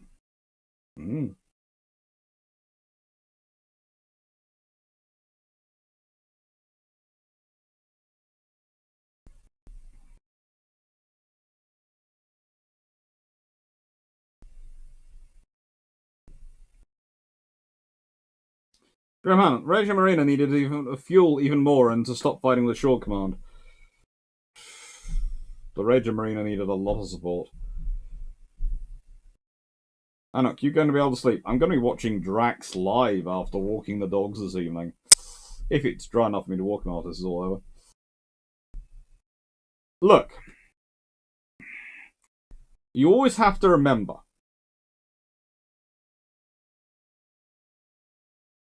There are many drinks which people say, you drink this, you feel like a man. Iron Brew is the only drink you can drink that makes you feel like a warship. And that's better than feeling like a man.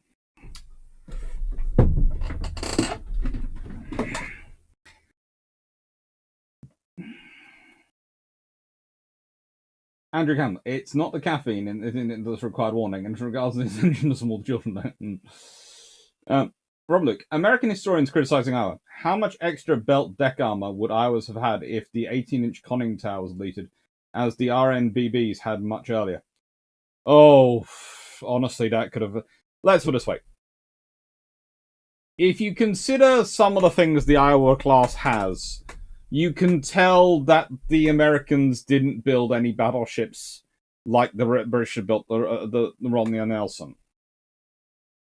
Because they have 17-inch at points barbette armor. They have a conning tower which has 17 inches of thick of armor.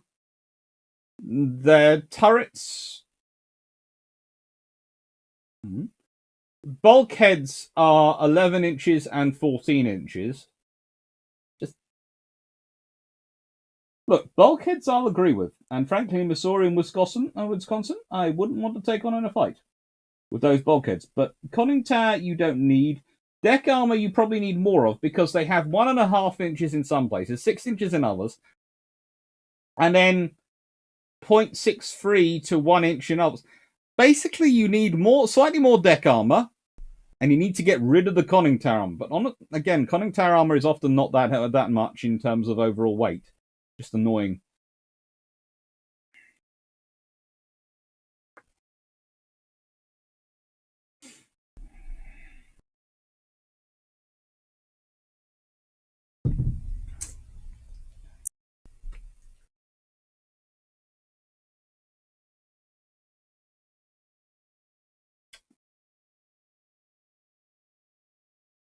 And that they had 10 twin 5 inches are also pretty useful.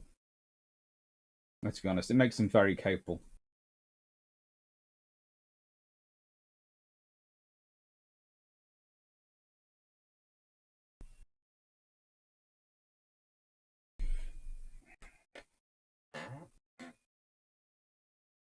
Dante, aren't we on plans to slow production of big ships so they have plenty? A great plan until November, December 41 comes around and says hello in the worst possible way. I agree. First one, are you made an honorary sailor? Robert Luke, I served in the US Marine Corps, spent a tour with the fleet on an assault ship, but always wanted to visit Iowa. Didn't happen. Nimitz carrier visit was the highlight for me. Ooh, cool. Well, go visit the. I'd say go visit the museum ships because I was saying the part 2. Things like HMS Belfast. If we don't visit her, then they will have a far tougher job making the case for dry docking her to refit her, and that's what I need to do soon. And it's the same with all of these ships. You want to preserve them for the future, we need to visit them.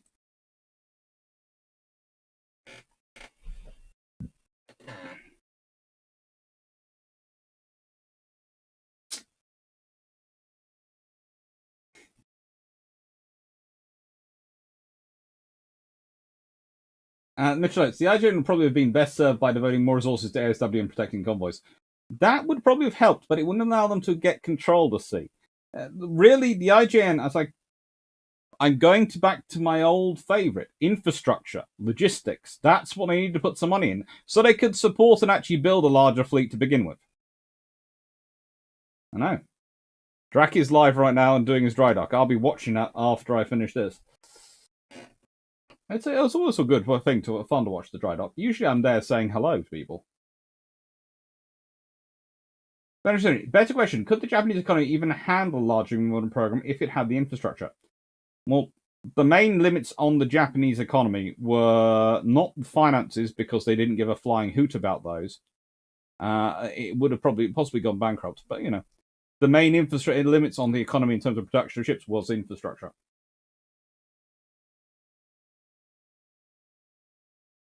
A friend that was on the 80s recommissioning crew for Iowa said that on charge he could still hit 35 knots even after being converted to distillate fuel. That doesn't surprise me. Those engines are so big and tough that frankly they could probably burn anything and still get to 35 knots. And my favourite of these ones, which if they hadn't had been built, because I just like the Lexington class because they really do put the cruiser in battle cruiser because they have cruiser level armor, but they're cute ships.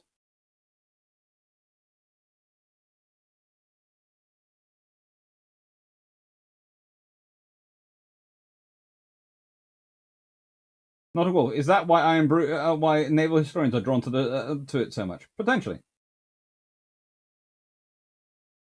Amazon sends me Iron Brew. No, if they don't use that, make you feel like a warship quote in advertisements from now on, then they're making a mistake.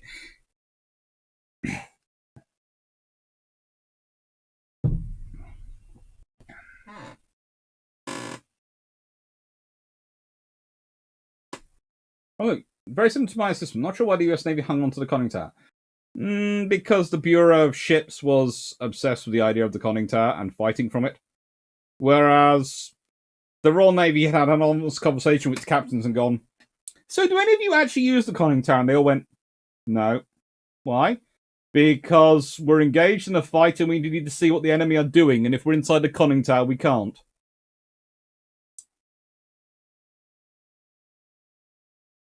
Basically, a conning tower was sensible for operations like Jutland. If you thought you were going to fight Jutland, a conning tower was useful. If you didn't think you were going to be in Jutland, you didn't want to be in it. You know, where the enemy is basically they're in line opposite us, we might as well blast away. It makes sense to have a conning tower. If you are fighting a moving engagement where you need to see and make plans and work out what the enemy and see the weather conditions and judge your speed and all the other things and change your direction to maybe track towards the enemy's fuller shot like they did at the River Plate and various other battles, then you probably don't want to be in a conning tower.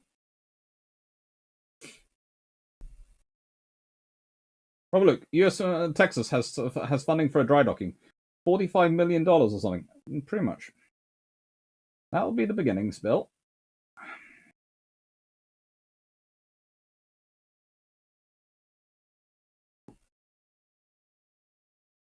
Vision.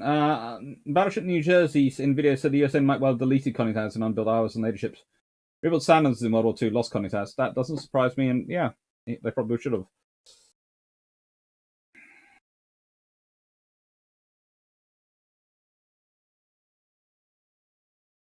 But no, pretty sure Canada would run itself in the ground before Hyder or Sackville will be lost.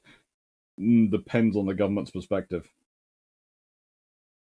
Nightmare Productions. I intend on visiting Belfast sometime in the near future. We mentioned dry docking her. Fingers crossed that still happens. Any idea when? Probably at least a couple of years time. She'll need to be dry docked. There's honestly, I work with a lot of people, and I know a lot of people on her, and they're doing as much maintenance as they can in the river as they can. But eventually, all ships need to be dry docked, even ones which are in fresh water the whole time. So she needs to be dry docked and she needs to be taken care of. So probably we will hope Camel Lairds can take her and can look after her. And she can have some tender mercy care from them.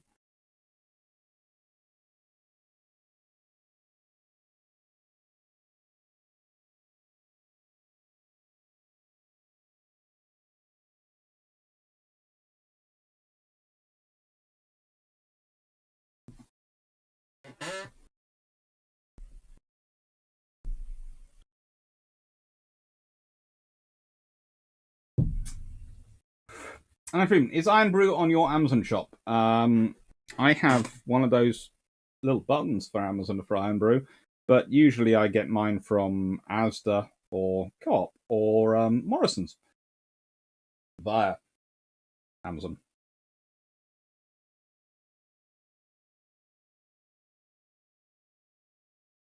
I noticed that's not the Lexington with the 7 funnels. No. This is the final design of the Lexington class, and that was 2 trunked funnels.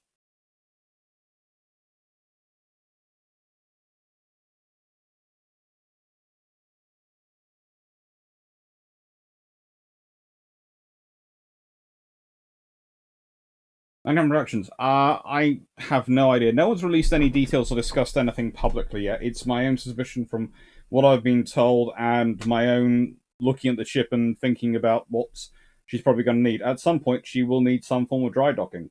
She can't stay in the water forever without having nothing.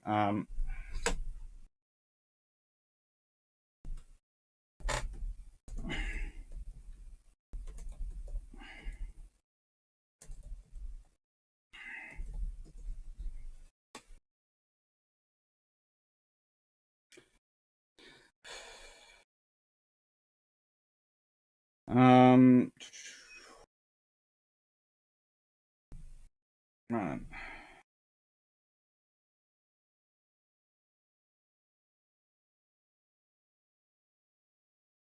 She was last dry docked in 1999. She was dry docked in 1982 prior to that, so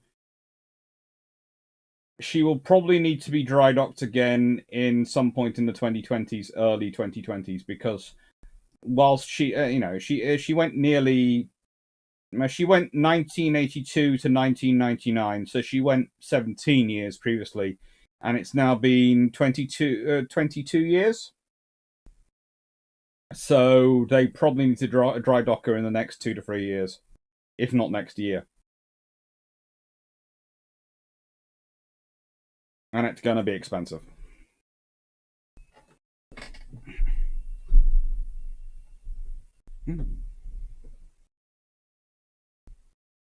Well, look, even the US captains weren't using the conning tower. No. The only people who thought they were using them was the Bureau of the Navy. Bureau of Ships.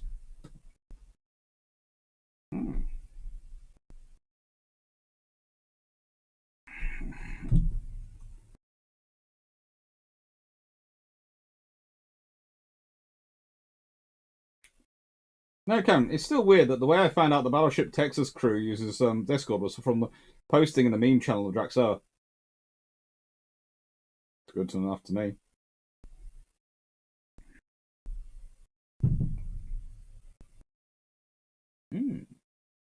Take care, level 98 bear hunting armor. Then, can Camel Laird's get her back operational? No. She might have to be taken to Portsmouth, because that's where she went last time, but I'm not sure if Portsmouth has the facilities for her. But they'd probably find them if they need it. They'd probably find something for her if they had to.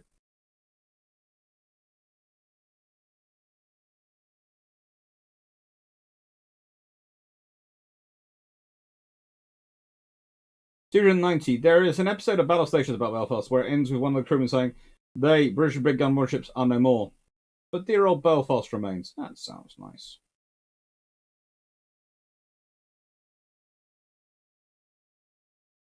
That's glad to hear, Stafford.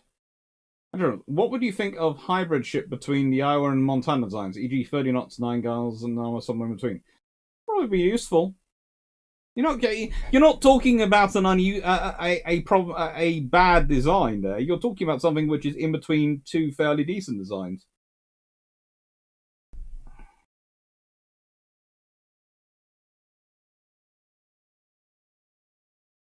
Alfred B228. Speaking of Lexington, does anyone know if you can get a model of her in Valkyrie's form?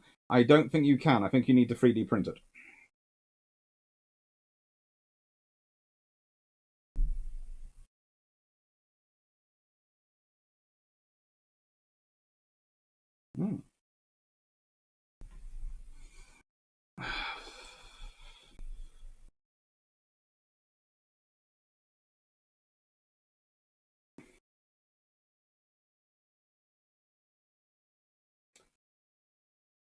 Bergeron, in World War I, Bureau ships eliminated bridge work to force command crew into the conning towers.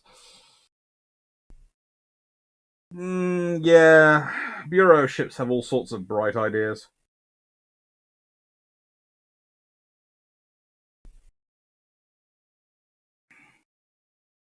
Bureau of basically between the Bureau of Ships and the Bureau of Ordnance and Torpedoes, the U.S. Navy is constantly going, "Are you two? Are you sure you're on our side?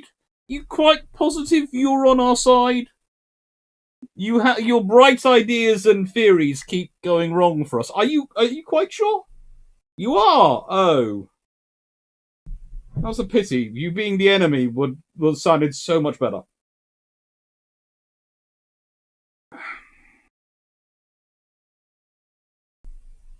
Andres Gallardo Garcia. Tomorrow's the 85th anniversary of USS Enterprise launching. Any special about this ship in the future? Probably will do something on that at some point in the future.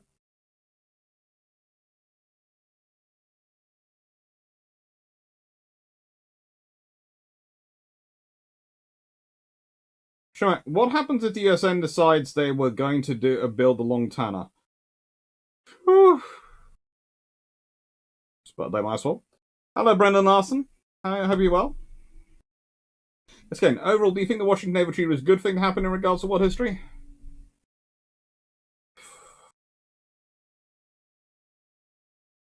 My view is I wish it had taken, which I wish it had been delayed and happened in 1925. A little bit later could have made all the difference.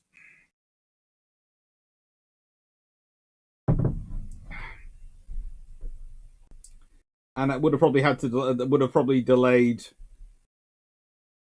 the British the treaty till the London Treaty till 1933, which would have probably again delayed. How do I put this? That would have then meant, will the Japanese join it? Will they not? And that could have made a whole difference into World War II.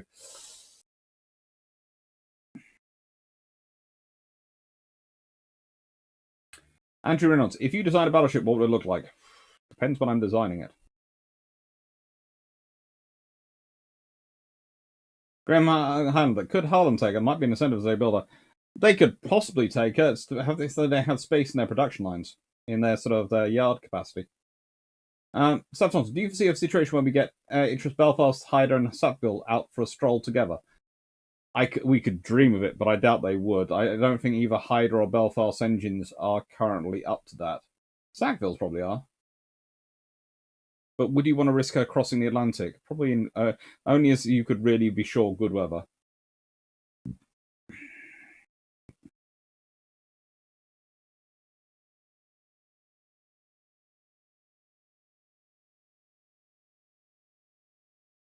Lucas Junch, is there a nation that could have built its own dreadnoughts, at least the hulls, which wasn't a treaty party except Germany and Russia?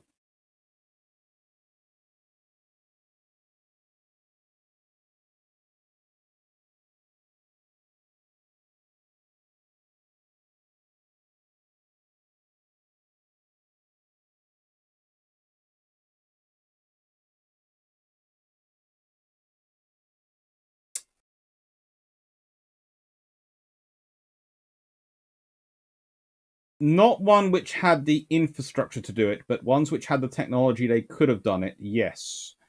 In that, I'm fairly sure if Sweden had wanted to, they could have built one. Or a couple of them. And if they'd built the yard for it. And I'm fairly sure Canada could have if they wanted to. If they built the yard for it and the facilities decided to put their effort. I think both of those nations could have if they wanted to. Canada technically is assigned as a Commonwealth Treaty member, so they're technically included. But, Sweden, if they built the infrastructure for it, could have done. And they just need a bigger yard. Pretty much, that's all they pretty much need. They have the armor making capacity. They have the weapons making capacity. They could have built their own dreadnought quite happily.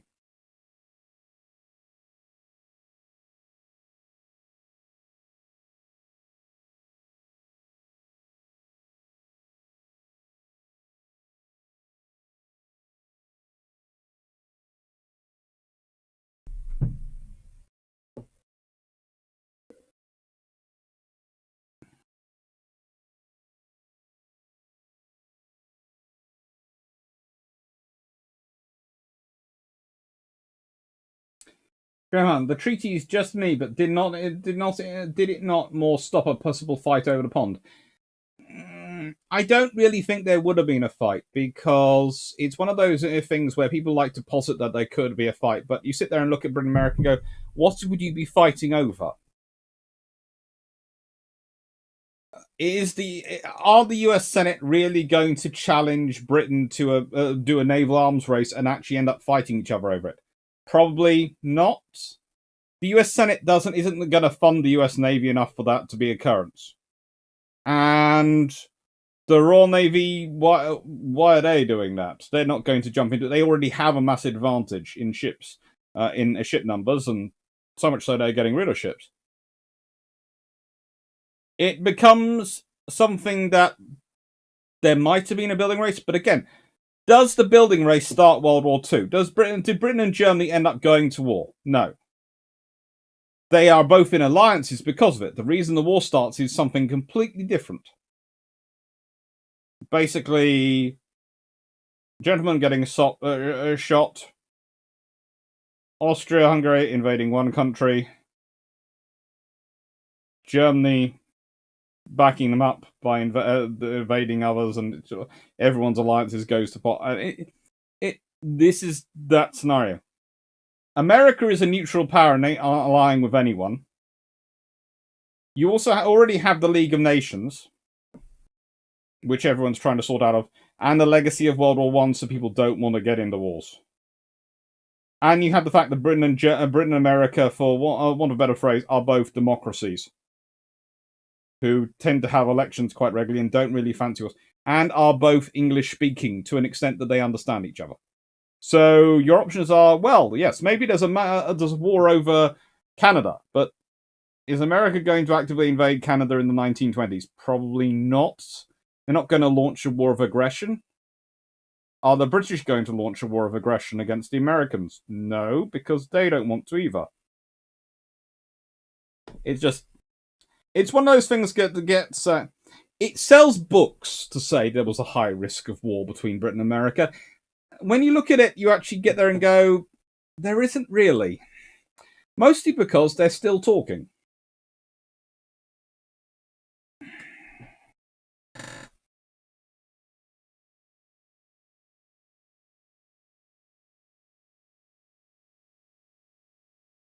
Sure, Sweden going full size, pretty much. Secondly, what about Czechoslovakia? They only lack a coastline. That's their big problem. And Tacitus Vachel, Spain had the yards at La Ferrol, but they don't have the armaments industry or the armor industry to actually build a full-sized battleship. They import all the stuff from Britain. Right, so look, that's very kind of you. If I visit the States to visit Alabama and Naval and Pensacola and New Orleans, I would be happy to be off my home, be your taxi. That'd be very kind of you. I'm never cruel enough to take people up on offers of their homes, but I would probably take you up on the offer of a taxi. My rule is usually to stay in hotels whenever I travel around, but I'm never shy about if people offer to drive me around, and I don't mind me paying for the petrol. I'm always happy with that because it's always better to go with a local than to either hire a taxi yourself, because that's what you end up doing, or hire a car and try and figure out the routes yourself.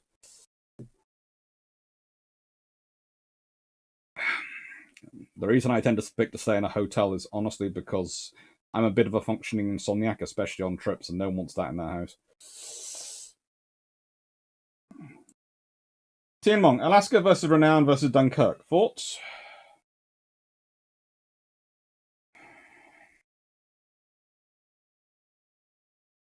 Alaska has accurate firepower, but has 12-inch guns.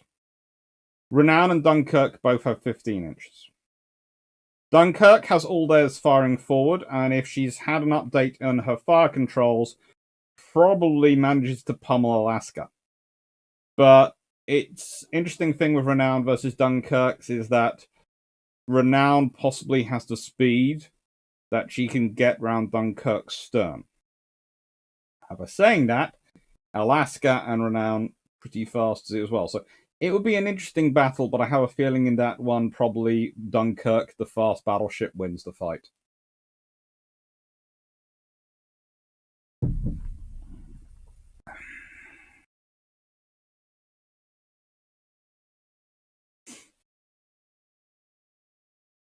And I must say that looking at the coastal battleships, and into war in World War II near about cruisers, Swedish battleships in size about Dunkirk would be very interesting. They would be. So she's just good. I like the Dante Alighieri, and I'm going to be producing a 60-second video about why we end up with calling them Dreadnought battleships than Dante battleships or Cuniberti battleships. Because by rights, Cuniberti is the gentleman who writes the book, writes the paper which proposes an all big gun ship, and is famous for that. And Dante Alighieri is the first Italian one, and he's Italian, but it's Dreadnought, which is their name does. So the 60-second coming on that. Nice one. Cheers. I know the Gulf Coast does look lovely.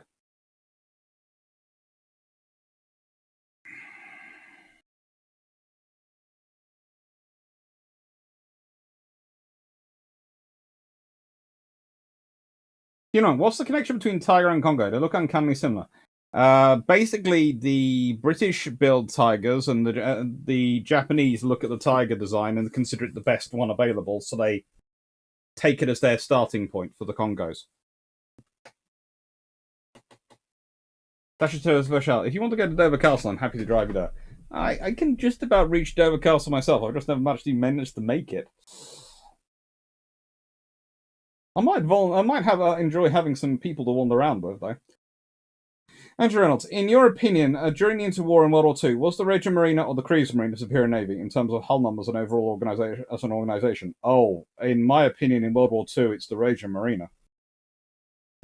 I have great respect for the Kriegsmarine, but if the Kriegsmarine could ever put out a fleet like the Italians put out for that was at Matapan, the Royal Navy would have been having kittens. Honestly, the Regia Marina is a far scarier organization for the Royal Navy to take on.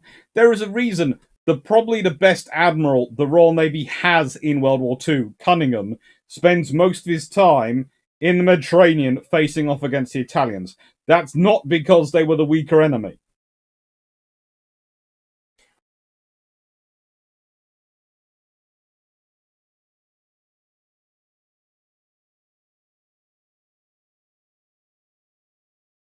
Did you miss my commentary about MV Blue Marlin? No, I didn't, but it would be... It would work. It would be helpful. But... And I will put up a picture of Blue Marlin. And... Yes, she could be carried across, but... Probably that would happen to hide her, but Sackville, I doubt, would let herself be carried across. She'd have to do it herself. It would be an honor thing for Sackville.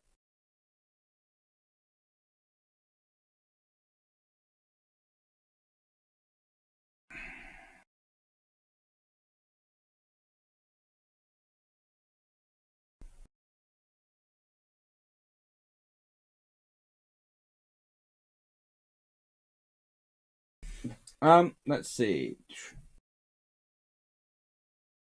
Wait, don't Dunkirks have 13-inch guns? Hang on, let me just remind myself.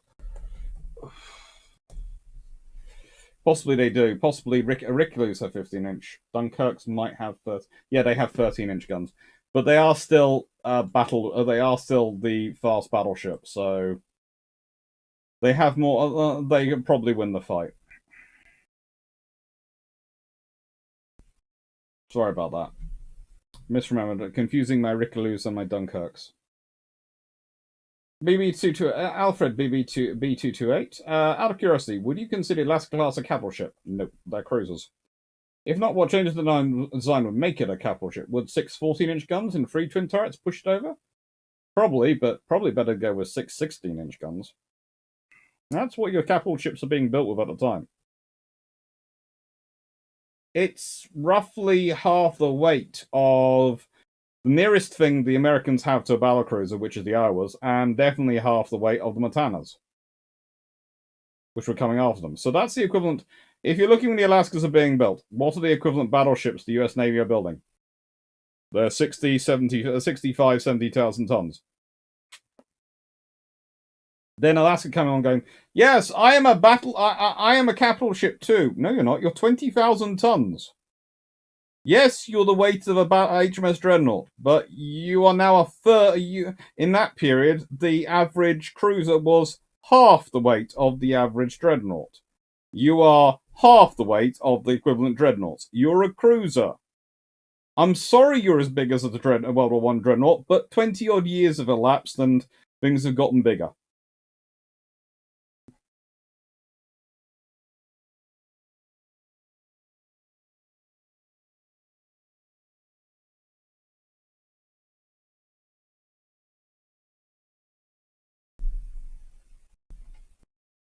Kevin, were the wing turrets on any UK World War I Dreadnoughts ever used for end-on fire in battle as Admiral Fisher envisioned?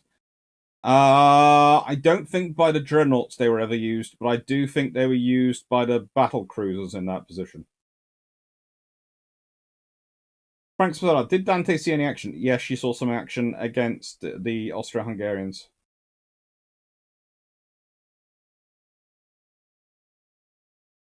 Well, Luke, were any of the wing turret dreadnoughts ever actually engaged in anger firing cross-deck from both midship turrets? Again, at Jutland.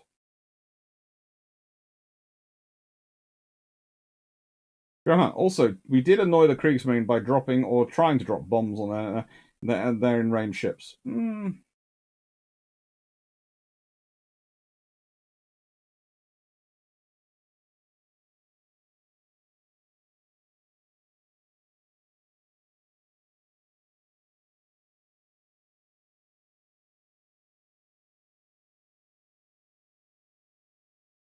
Sure. Is there any fish Texas Stafford? I do like that idea about using the Texas being the governor's yacht to so they have the budget to restore her. Sure, Mike. Is there any Fisher design that makes you wonder if he was drunk, high, or both? Incomparable. Robert Luke, Tillman 4 versus Yamato.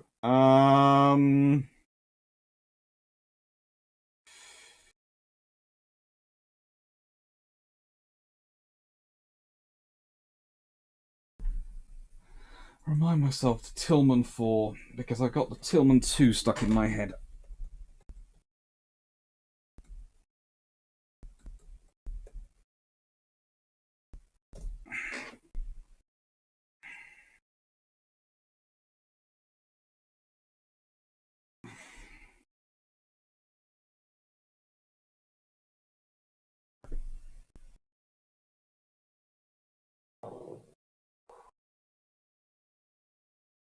Let's say you're going for the 1917 Tillman 4/2 with 15, 18-inch guns. I'd say if Yamato stays in range of her, she gets beaten, but probably Yamato goes, I've got 6 knots on you, I'm getting out of it. Actually, no, she has 8 knots on her. Probably is going, I'm keeping as far away from you as physically possible. So probably nothing happens in that fight.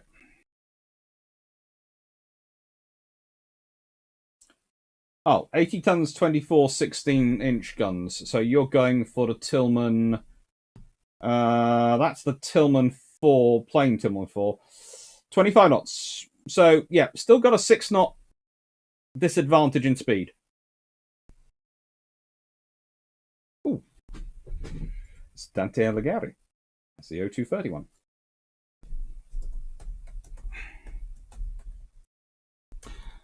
Before anyone thinks something weird, I think I have just heard the pot getting knocked over again. So I'm going to pop out before my sister sees it and comes down and tells me, asks me to pop out. Because I've just heard a big boink from the garden. See you in a second. Hey, caramba. Hey, caramba. Foxy, what are you doing to me? Hang on, wrong key. Crikey.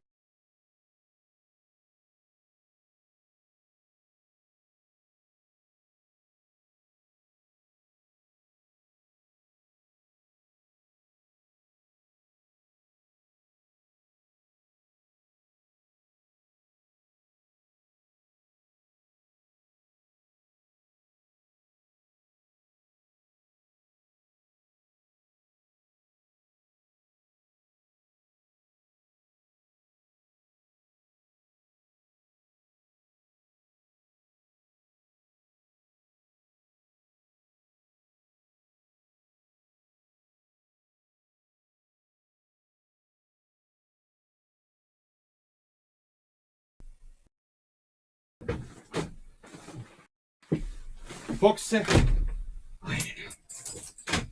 Basil Brush keeps targeting the big pots.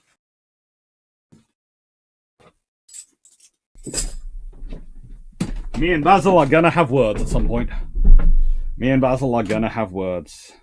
Ooh, the Andrea Doria class. As I said, I like Italian ships. They are lovely looking vessels and they are incredibly capable. But they are not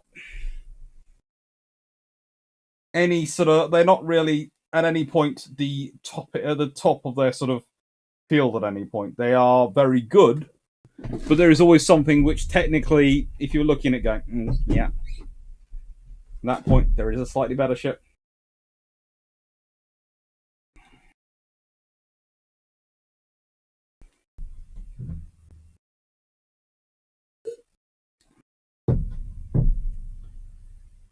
Joe Happy to Ivan, incomparable came to Fisher after a failed attempt to drink Churchill on the table.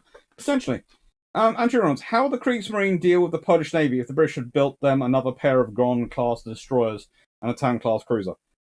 Probably much the same as they did, but they might have got more worried about them.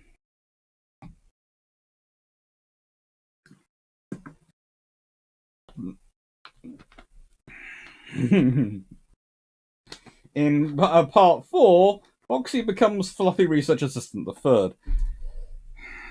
That wouldn't be completely out of character with me. I do tend to adopt creatures.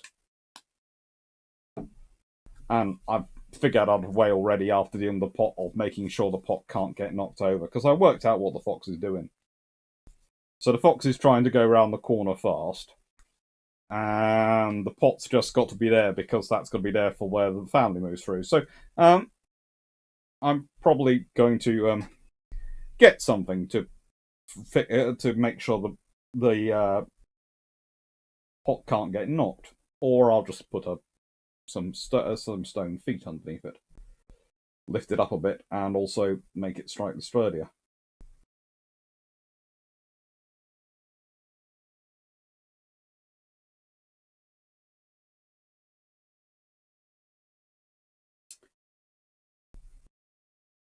I just saw how incredibly short a period of time Alaska and Guam spent in service. It seems like a waste for such large units. Pretty much was. They could have been useful for many other things.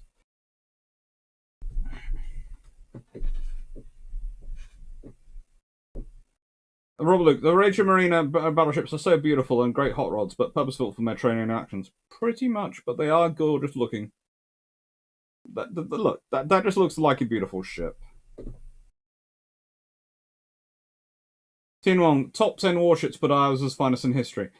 I'm sure they did.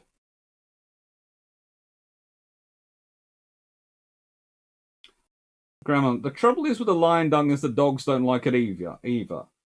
So I can't use that. We once had one which tried to eat it all. Felix, wait, the Italians were always busy building ships for the small navies around the world. Yeah.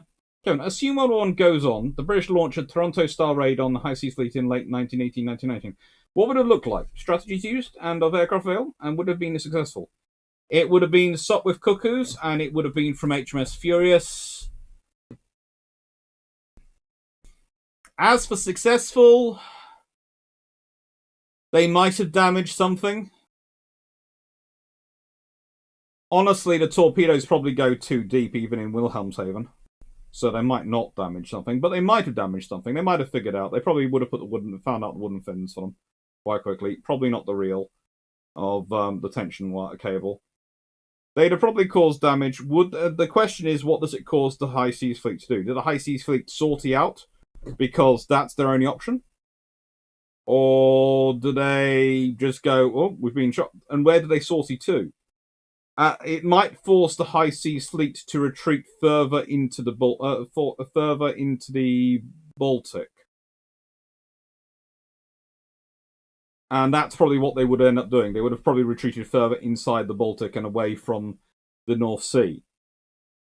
But what it might well have done is change the British appreciation of the aircraft carrier and aircraft launch. It might have changed the Royal Navy's approach to the Fleet Air Arm. Well, rather, Admiral Beatty's approach to the Fleet Air Arm, because if the Fleet Air Arm strike from carriers had achieved that in World War One, then he probably wouldn't have wanted to lose them to the Royal Air Force.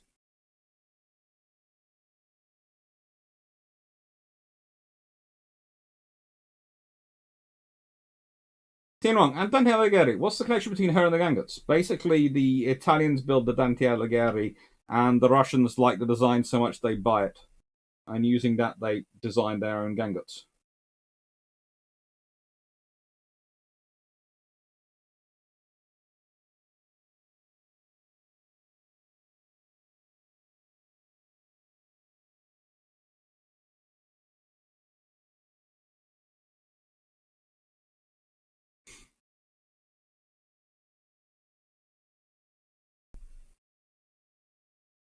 Oh, look, were there any actual ship killer bombs during World War One? Nope. There were bombs which could do damage to the upper works, but there weren't any ship killer bombs. Remember, it takes a while to develop an aircraft which can carry a heavy enough bomb, and then you have to develop a heavy enough bomb.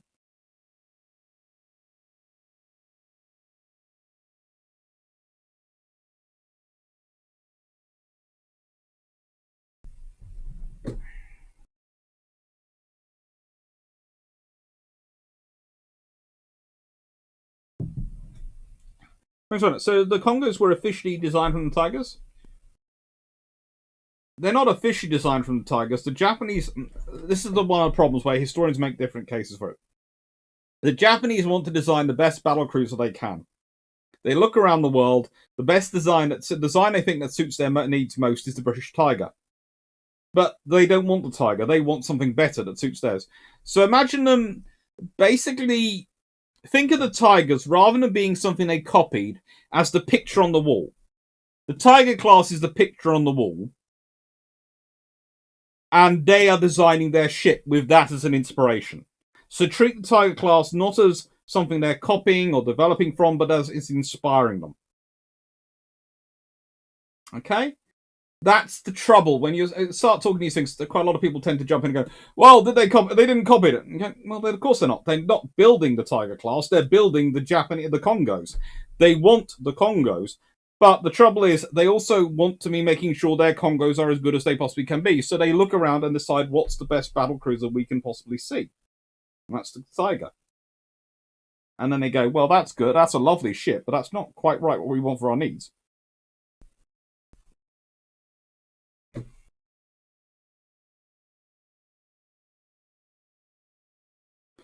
Alfred B228. What's the difference between standard load and full load? It seems a lot of ships gain an alarming amount of weight when you look at full load. Standard load doesn't include water and fuel, and a few other stores.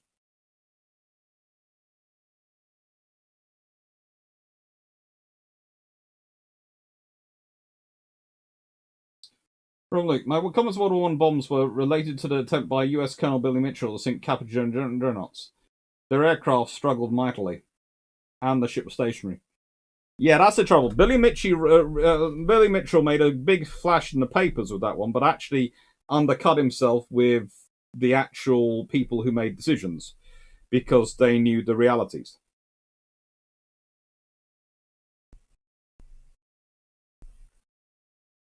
And surprisingly, there were aircraft with the capacity to have carried a ship killer on. They just weren't the appropriate bombs at the time.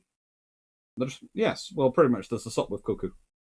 That can carry a torpedo, well, a lightish torpedo.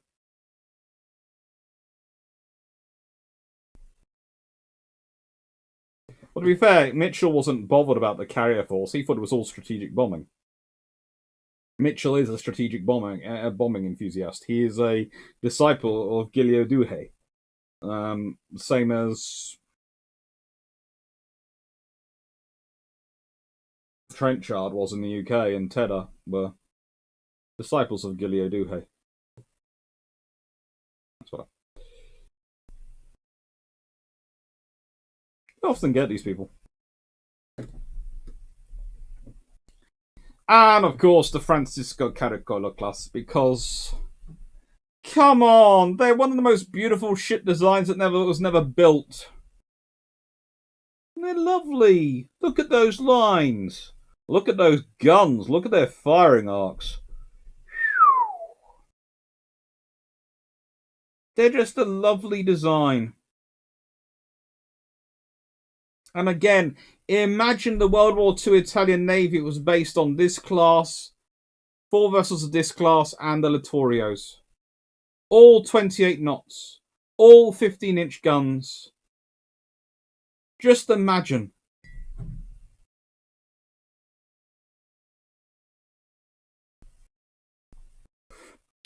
Zeppelin Strakanar 6 could carry 2,000 kilograms. Not really a carrier-borne aircraft, though, was it? Thanks, fella. To what extent did the UK share the designs of Virgin? Would they have known about water for armour? Nope. The Americans didn't know about water for armor till in World War II when someone broke it to Admiral King.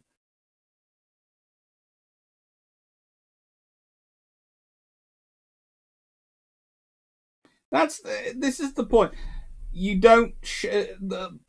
If you ever see when ships as things are sold abroad, they tend to be F variants for foreign, which means they might not have all the design perfections that you put into your fleet go into them. Is this what the QEs could have been with small tube boilers? To an extent, yes. It is what the Queen Elizabeth could have been with small tube boilers. Oh. They are pretty. Cappuccino, stracciatella, caricolo. Caricolo. Caricolo. Cappuccino. Caricolo. Oh, thank you, Lightning Shiny. Hopefully that's better. I had it the Francisco Caricolo. Alfred B228. I did learn the truth about Billy Mitchell. Didn't learn the truth about Billy Mitchell's test a few years ago. All my life, I'd been told he'd proven the battleships were a thing of the past, but no one listened to him. No, that's the trouble. It's a nice, catchy press event, but it doesn't in reality prove anything. And the shame of bombing tests was that the UN wanted to examine the ships of damage between strikes to derive survivability data. Lost the opportunity when Mitchell showboated. Yes, it actually put everyone behind.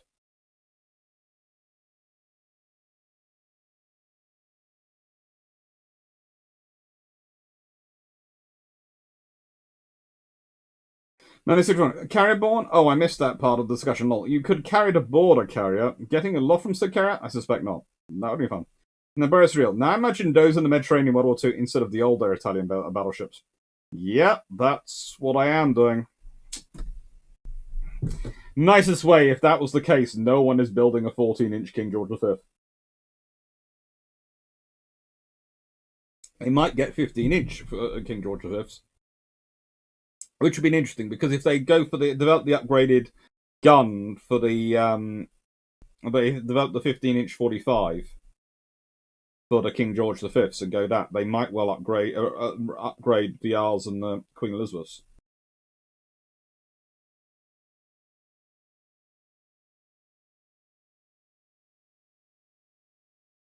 Which could have been interesting.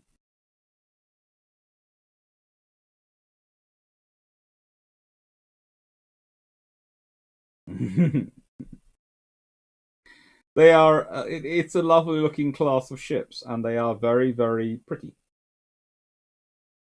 Not a wolf. Yeah, didn't Mitchell's stunt backfire in it? It backfired a lot on many, many levels.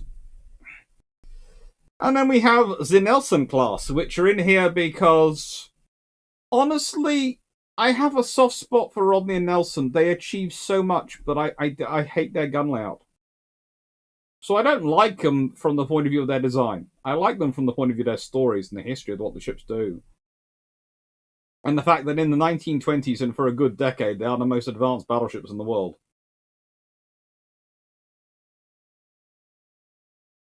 But I will always hold it against the Royal Navy. There are many options for what they could have done with them. And one of the best options they could have probably done is design them with space to have the engines upgraded. Maybe have a second funnel put in and have maybe design them to start with a second funnel, but have spaces for extra boilers to be added, because you can design the county class from the beginning of the 1920s with spaces that armor will be slotted in. You could figure for the Nelson class, hang on, we don't want to slot armor in because you can't really do that much, but we do need them to be faster. And if you could have slotted in more boilers, because here is the thing.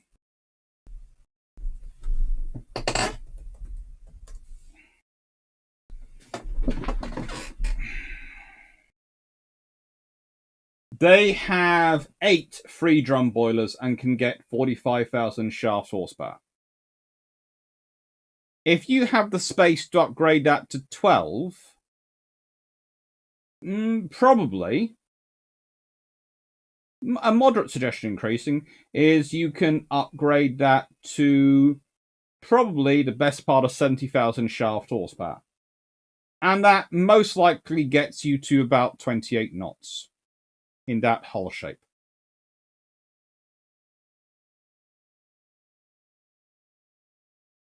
It's not difficult. Or you could make sure that everything's placed so it can have a second boiler sat in next to the existing boiler. Again, all your boilers are aft. This is the point. This is the one advantage of this design. Make use of it.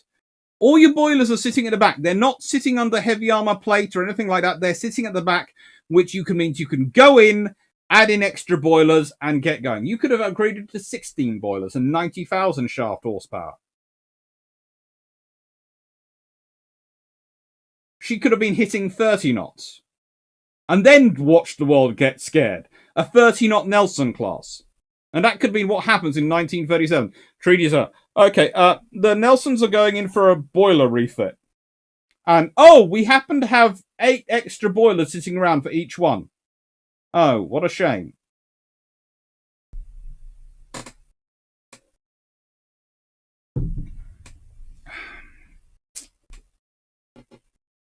It's not beyond the wit of anyone to figure it out, and suddenly these ships go to becoming very, very scary.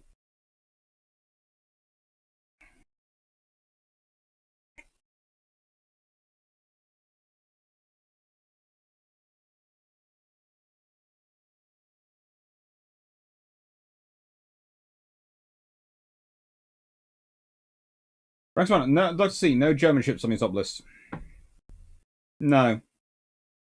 And there's ultimately a reason for that. As I've said before, when I was looking at when I did the 1905 to 1914 videos, the thing that shocked me quite quickly was when they were comparing them how conservative the German design and how they produce good ships, but there's always someone better already out there.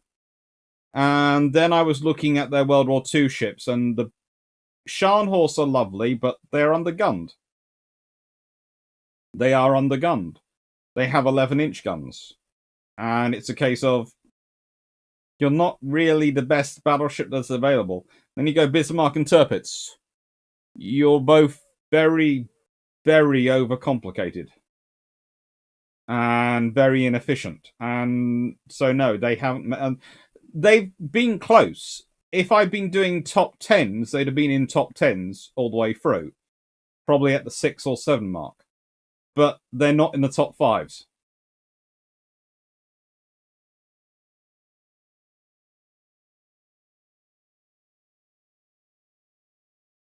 Picasso. The fact that Rodney and Nelson performed so well on 45,000 horsepower is quite a achievement itself. It is. It is very good. But, as said, if you're designing an entire class of cruisers to have armor inserted later, why not design your battleship to have, especially when you design it this way, design it to have boilers inserted later? And Dreadnoughts. I'd rather see the hood refit than the Nelsons. I can understand that, but if it's a quick refit, if you've got the space for them, it wouldn't impact British industry that much. And suddenly, we've got Nelsons which have 90,000 shaft horsepower.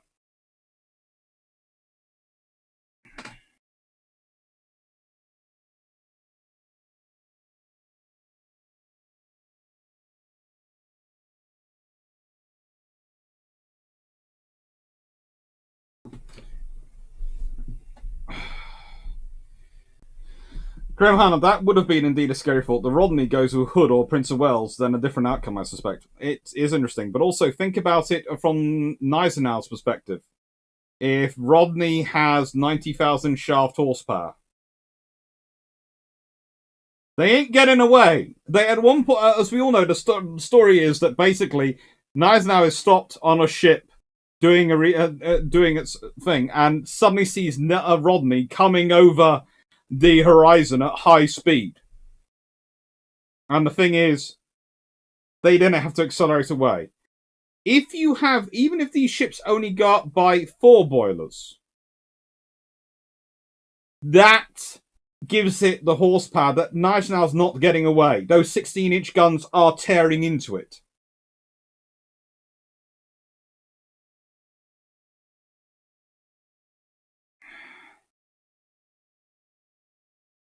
And this is the point.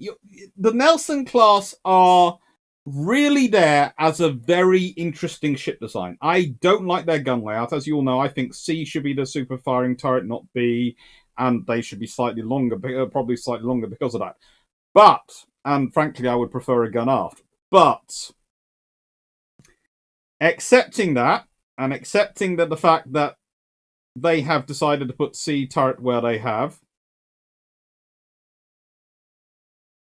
considering all the rest the British do in getting squeaking through the treaties, the water for armour, the county's armour, where that armour plate is just magically fits in, all sorts of, and the stuff they do with destroyers, and how they suddenly magically find space for more fuel and more other things on almost every single class of capital ship and every single ship in the that they built. Why, when you're designing a ship that's not having the turret, the one advantage potentially of not having a turret over the rear is that makes the job of taking off some of the superstructure and inserting boilers a very quick job for a yard to do. Especially if you include the plumbing for it, which you could have done. Again, not that difficult to do.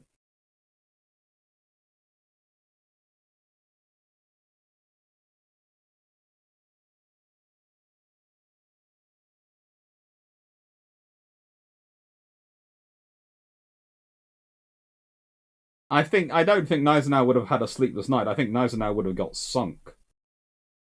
If Rodney had been going any faster, if she'd been able to get 3 or 4 knots more speed, then there's nothing. And that is the sort of the point. They could get 23 knots.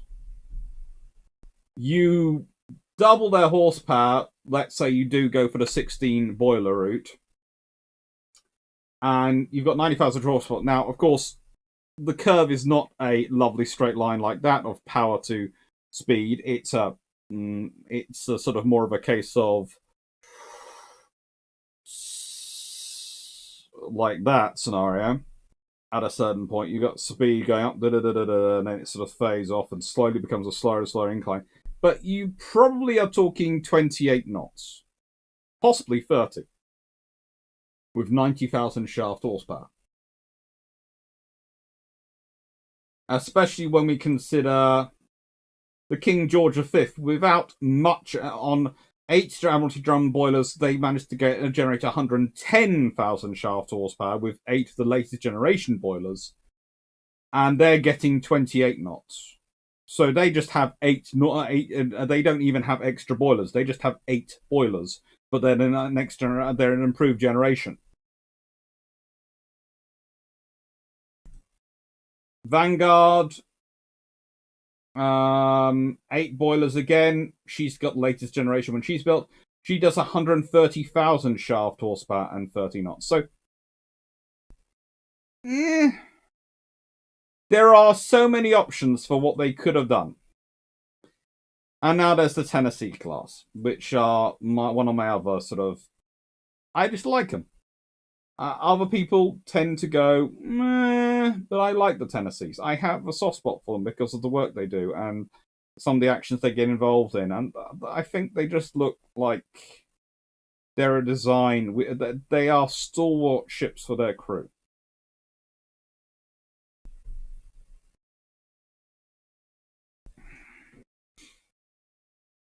Next one, I need 4 times the power to double the speed. But I don't, as I said, I don't want to double the speed. I just want to get it up to 28, 30 knots.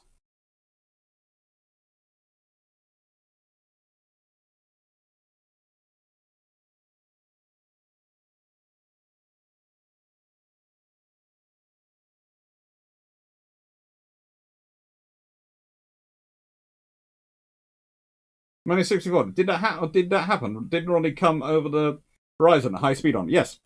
Basically, they spotted Gneisenau. They got the report that what Gneisenau was doing from the merchant ship, and they crammed on all speed, and they came over the horizon going as fast as they could. But trouble is, as fast as they can is 23. She possibly was doing a little bit more than 23. There are some rumors that she was maybe doing 25 knots because they were really cramming on everything. But the trouble is, Gneisenau might have been pretty much a dead stop, but she can accelerate. And luckily, she managed to get the point where she got fast enough before Rodney got in range.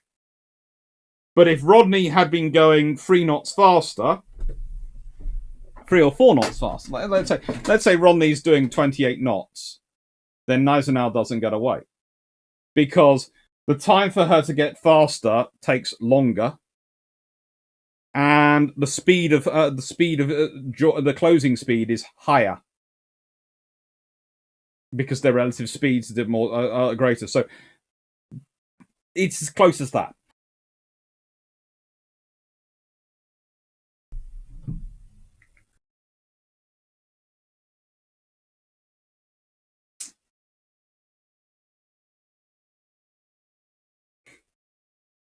Very kind of you, Stafford. Rodney sunk Bismarck.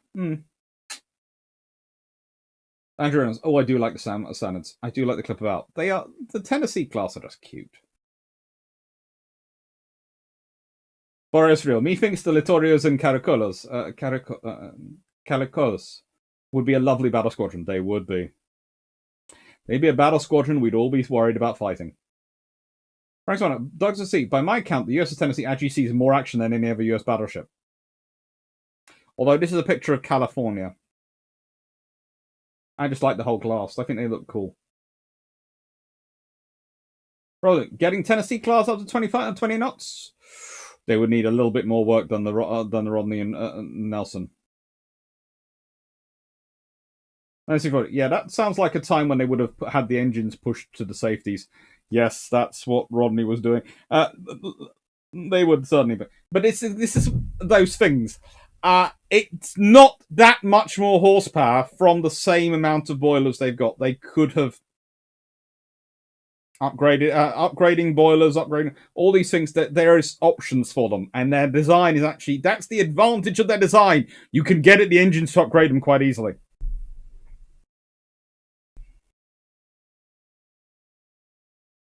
T1, was the Nelson's gun arrangement worth it, or would a conventional one be preferable? To get 9 16-inch guns and get that level of armor, it was probably worth it. But honestly, there are better. I would have preferred to have possibly slightly less armor and had a slightly more conventional gun layout. Cool, but limey, 111 ships. That does sound like fun stuff.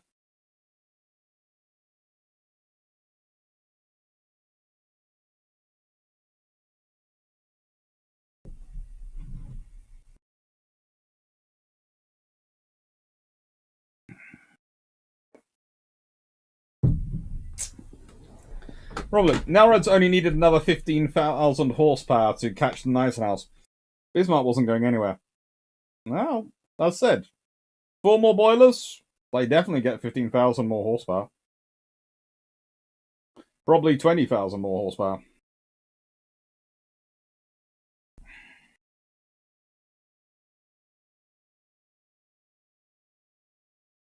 Caracciolo. I'll try and get it better because I like to try and get it as well as good as I can. Thank you, Lightning Shadow. Andrew Reynolds, how fast could the standards have been pushed with top of the line modernized propulsion? You're probably talking 25 knots if they really wanted them to.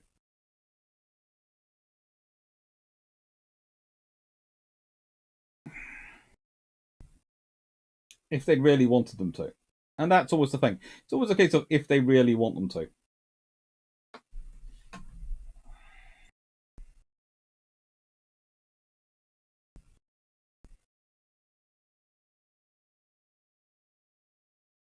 And that's really that's really all this stuff. it's one of those things. There are often people who start to say, well, do you have the cost? Do you have the things that they can do, that they have available for this?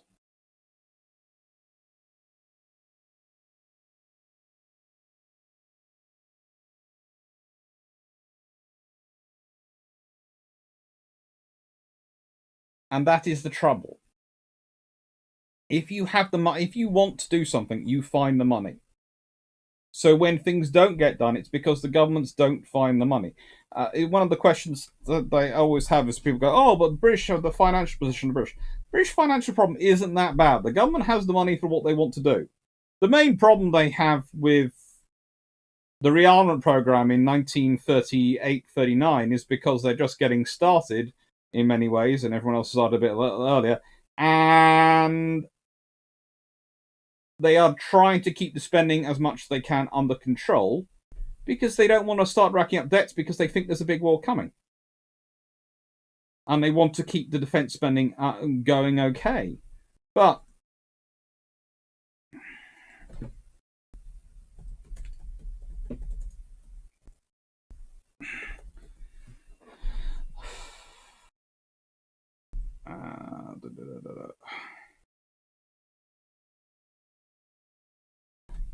as percentage of GDP. I had that somewhere. From then, let me just find it out. Oh. Spending.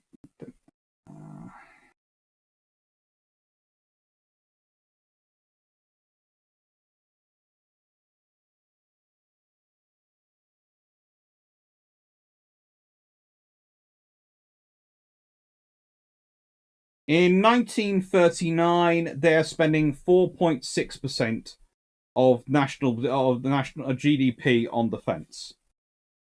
So that's not breaking the bank. In 1938, 3.82%, 37, 3.74, and 1936, roughly near enough makes a difference, 3%.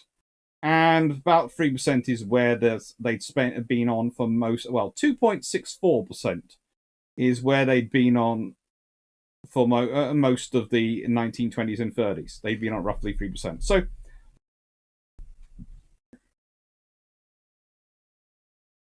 they're not going excessively massive on GDP, on defense spending.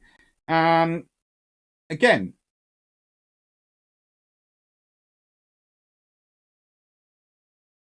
they managed to keep it at roughly 3% for most of the 1910s prior to World War One. And these days, it's mostly at about 2.4% between those zones.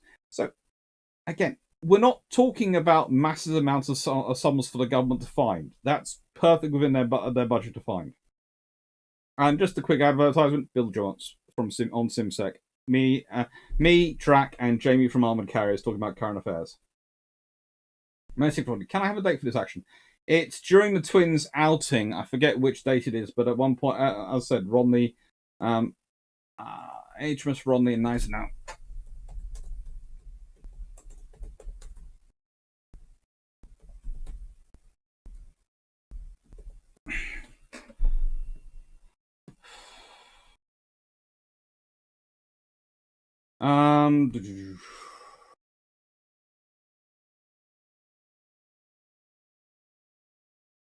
It's somewhere on here.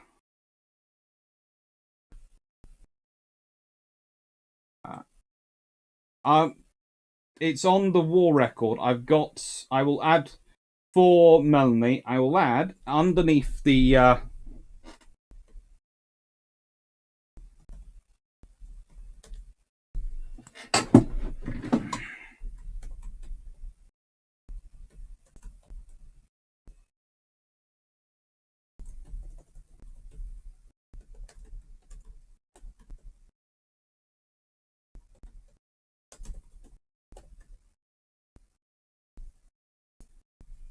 You will find the Rodney war record down below, which has the details of the engagement with Gneisenau. It's a link down in the description.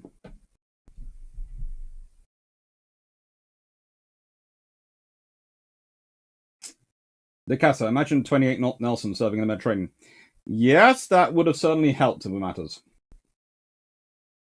Well, look, Hood and Prince of Wales versus Bismarck. If Prince of Wales had time for proper shakedown and gunnery practice, could Hood have been saved? Yes. Because she could have kept up a higher rate of fire on the Bismarck, which might have distracted them. They might not have. It's a lucky shot from Bismarck. It's not a real. It's not a massive weakness in Hood's armor. It's a lucky shot, which Drax done a lot of work on explaining and examining. What's worse than 16-inch armed enemy battleship appearing on the horizon? Wire at full stop. Said battleship appearing on the horizon, making all possible speed directly towards you.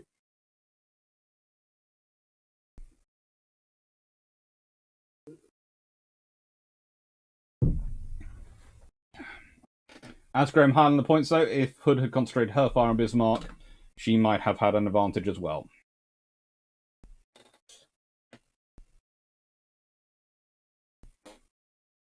Less than in most of the Cold War. Yeah, pretty much in most of the Cold War.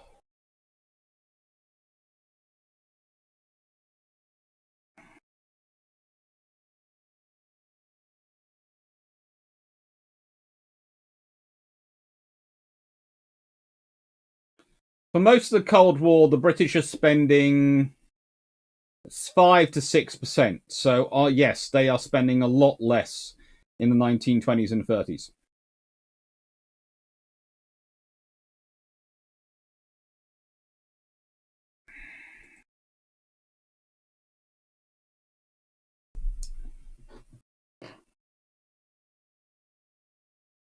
Jamie Seedle of Armoured Carriers. That's his surname.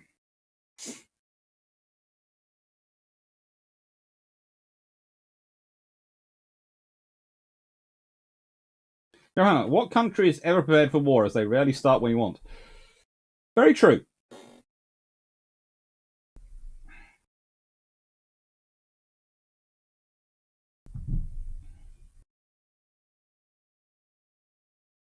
Kevin, is Hadrian's Hood the equivalent of Flying Scotsman, the local name for it's famous for being famous?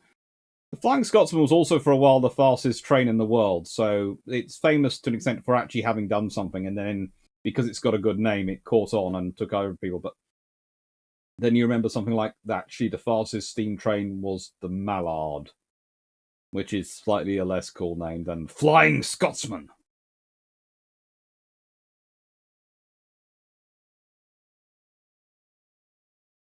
Andrew Reynolds, the Royal Navy had just started a bunch of refurbishment and modernisation programs when the war broke out. Many would have been completed by 1942. Yes, the Royal Navy was preparing for war. It felt it had till 1942 because, well, the government had stopped the 10-year rule in roughly 1932, so that had given the Royal Navy its timeline of when it was to prepare for war by.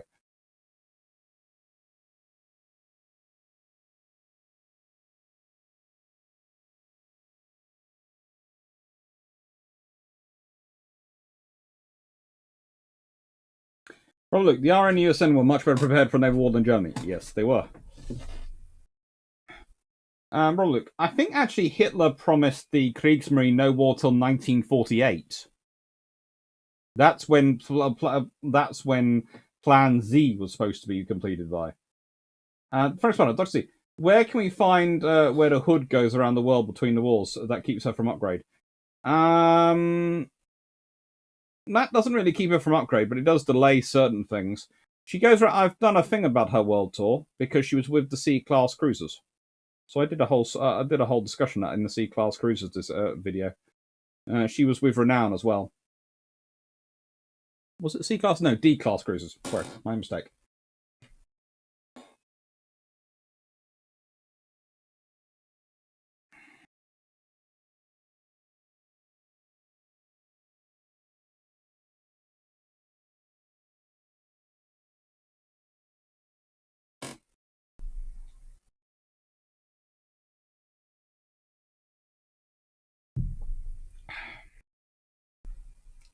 She was the largest ship in the world for a while. So, all-time favorite capital era, Dreadnought era capital ship.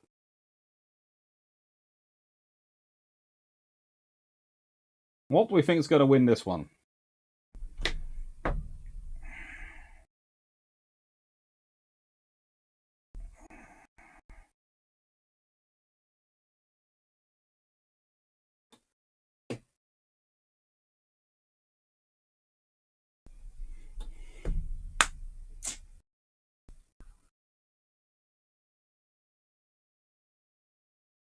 Ron Luke. Germany was allowed to build submarines according to UK circa 1935. This is one of the Chairman's earliest achievements of Hitler's ambitions. They weren't. They were allowed to build to a certain percentage of the Royal Navy submarine fleet, not equivalent submarine force, from memory. And yeah, it's one of his earliest issues.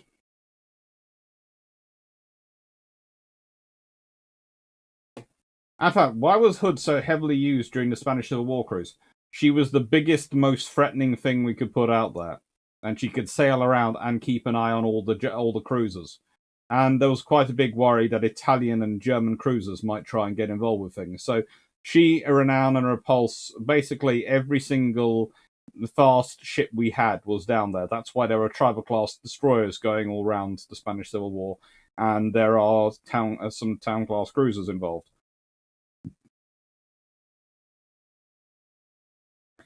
But as Tien Wong puts out, no, Chamberlain wasn't a fool. Nobody anticipated France was going to fall so quick, and no one also anticipated that Norway would fall. So that does put a different connotation on the naval war.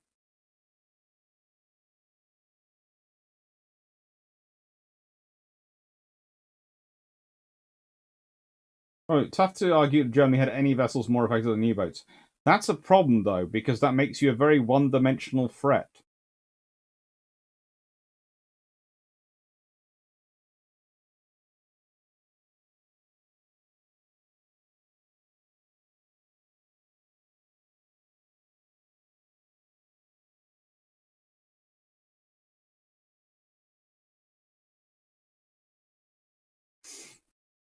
Well, I'll put you out of your misery. It's Warspite. She is the favourite battleship, and I'm sorry, but she has 2 world wars, and she's in critical. She takes part in critical actions in both world wars and equips herself admirably. She survives devastating hits. Frankly, that she wasn't preserved is a stain on the national honor, equivalent to various other things which I won't say for fear of starting a political argument on Discord and on here. And she should have been there. Now, I have to say, I did actually, that you are quite right. You're coming with Iron Duke, and Iron Duke would have been up here. But she only does 1 world war. But she was Jellicoe's flagship and was really, really crucial and really rather pretty. But Warspite is it.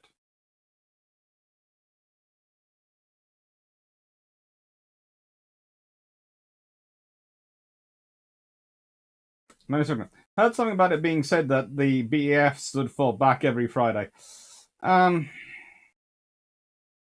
are all sorts of jokes. It's kind of like the LCS. There are lots of people who are willing to put phrases to them. Warspite is a legend, and that's a picture of her from her days in the Indian Ocean when she was Somerville's flagship.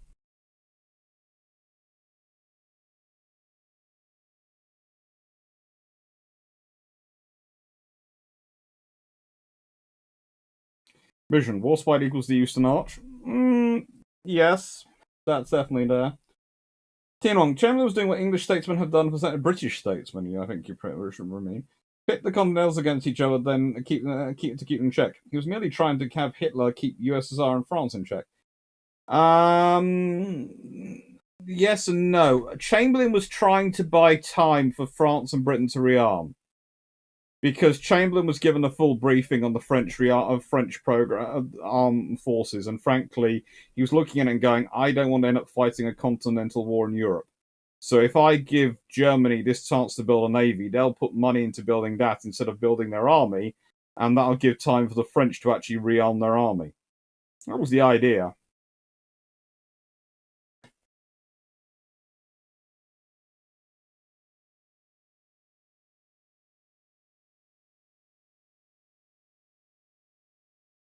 Matt Johnson, mentioning Hood, I just dabbled with naval history and I'm still getting over the underwater hull being grey, as they seem to think now.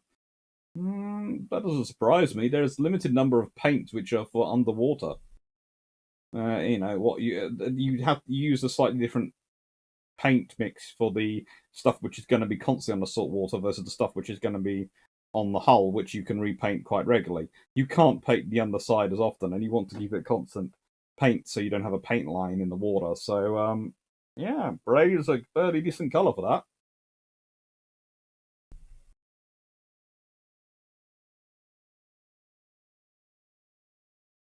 Lucas Junch, can we all dream of a unified 28-knot British battle line with 8 QEs and 2 Nelsons? You can dream of that, but that would be that's highly unlikely. But it'd be fun. How far is she going in that picture? Probably. I would say she's going a little bit above cruising speed, but probably not full speed.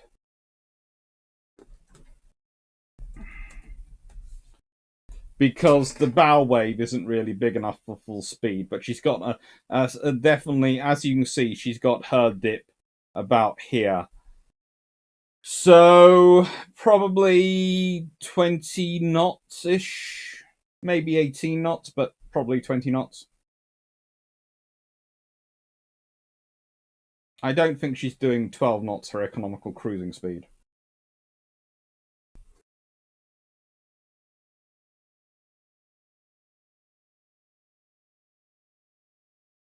She's doing a fair chunk faster than that.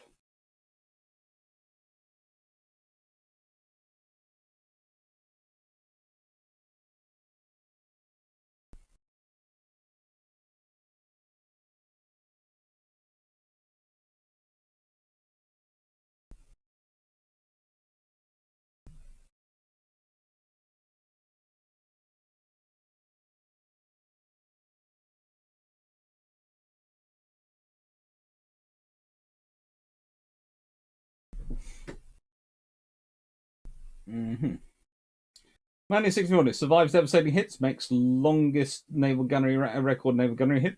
Only trying to go conversion to razor blades post-war. Yeah, that's only a British battleship would go through that and disarmor that humiliation. Wong, I'm saying English statesman because I'm including Elizabethan England here too. To be fair, Elizabethan England was not as successful at it as the British government was. I didn't skip over your comment. I came back to it.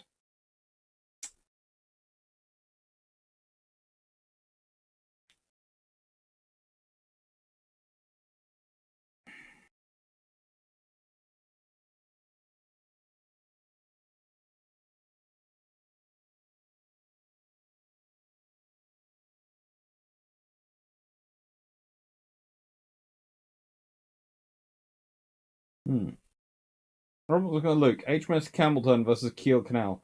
No. No.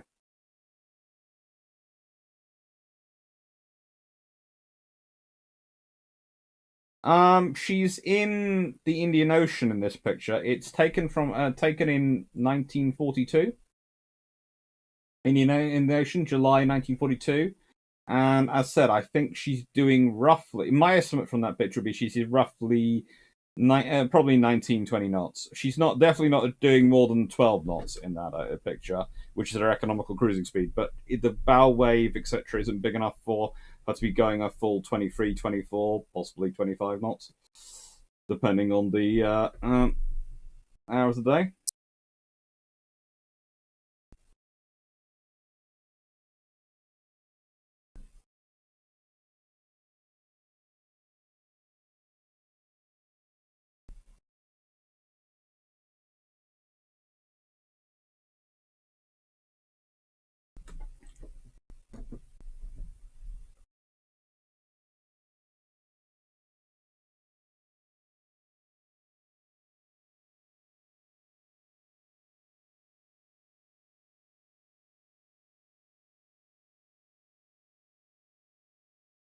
Well, the pics I got of her are fake.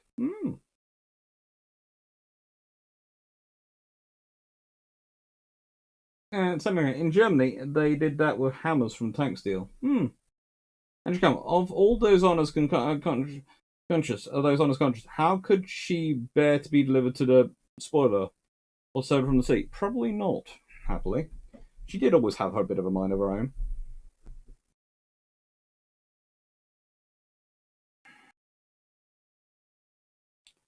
As Tin Wong has pointed out, she had suffered from a lot of damage, and given the fix damage, etc., and all that stuff, preserving her would have been very expensive. But that doesn't mean they shouldn't have tried.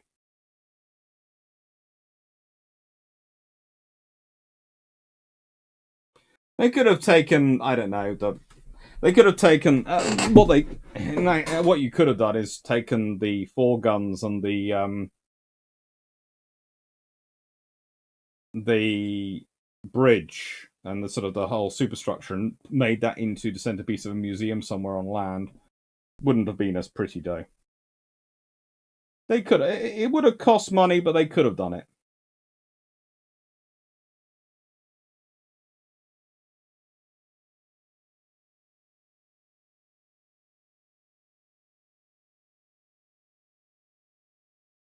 She's a good-looking ship.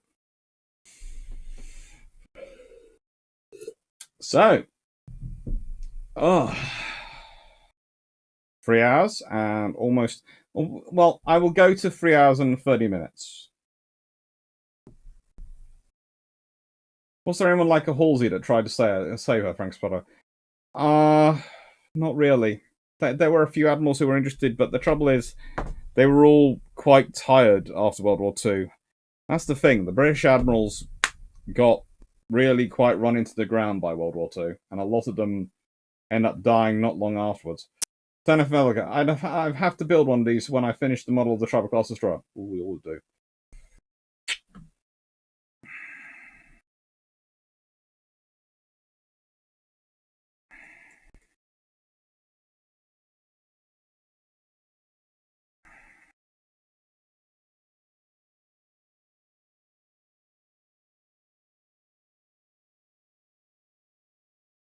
Right, so what have we got coming up now next week? We have got this of course being HMS Dreadnought Day. We have brew ships tomorrow, which could well turn into more of a question session, but might be a book and question session. Probably will be a random book session, or I'll call it.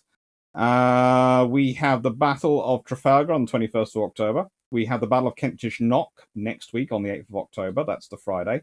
And we have Trafalgar to Dreadnought, a century in 15 ships in the battles on the 4th of November. We also have next week long patrols coming out to the Royal Navy Monitors Airbus class. And then on the 12th of October, we have the Battle of Havana. And then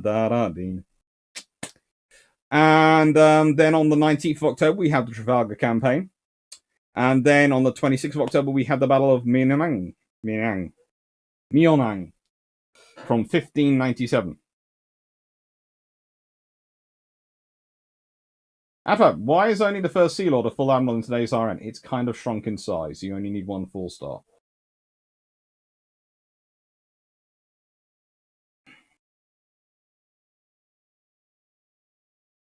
Rob Luke, were Admiral Jackie Fisher and First Lord Churchill friends? Yes.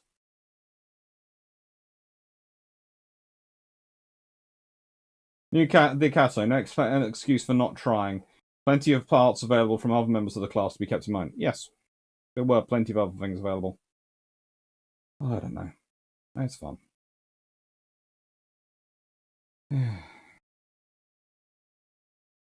She's a good ship. They were a good ships, and she was a good ship as well, Warspite. Paul Johnson, any news on the job? Not at the moment. I've got about 4 job applications currently in to try and get a permanent post. But at the moment, I have contract work. And hopefully I'll be getting quite a bit of contract work over the Christmas period, etc.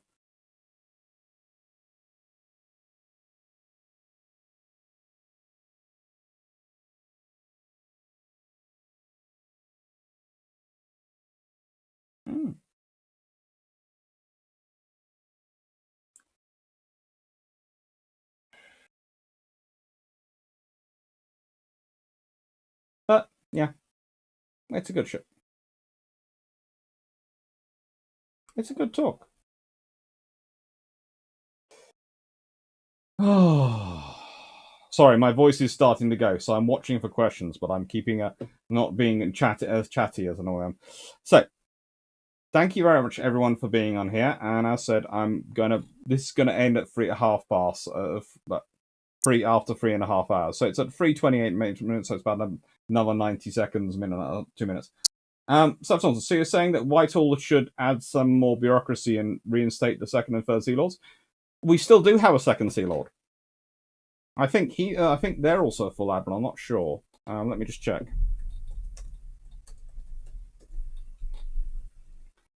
The Royal Navy second Sea Lord is a 3-star. Yeah.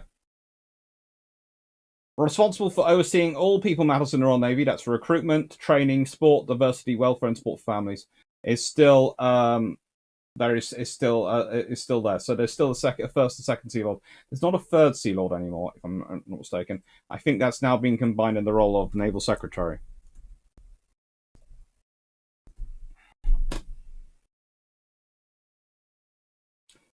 It is now controlled the Navy. The third Sea Lord controlled the Navy. The current controller is a Rear Admiral, Andrew Burns, and he's been in post since 2020. Yeah.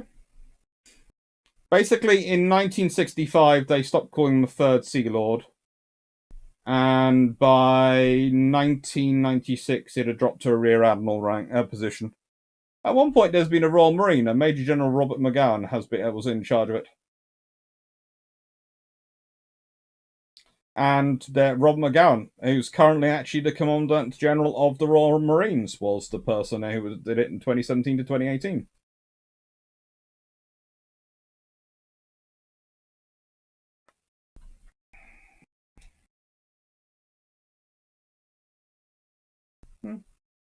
Good times. Right. Thank you much, everyone. Thank you.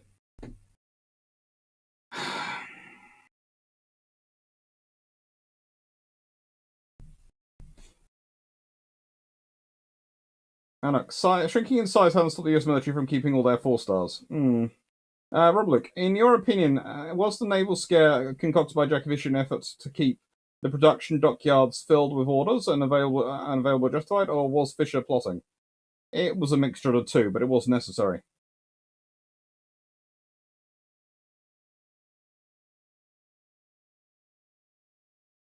Play news on job applications. Places want 20 years teaching experience and at least 5 books for any entry position. Pretty much that seems to be. I'm hoping at some point the YouTube videos and all this stuff also adds to that 20 years worth of teaching experience.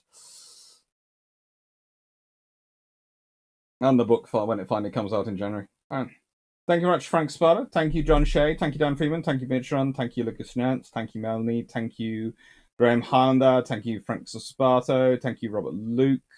Thank you, Calvin Gasberg. Thank you, Stafford Thompson and Dan Freeman for your wonderful, and Sean for your wonderful adminning.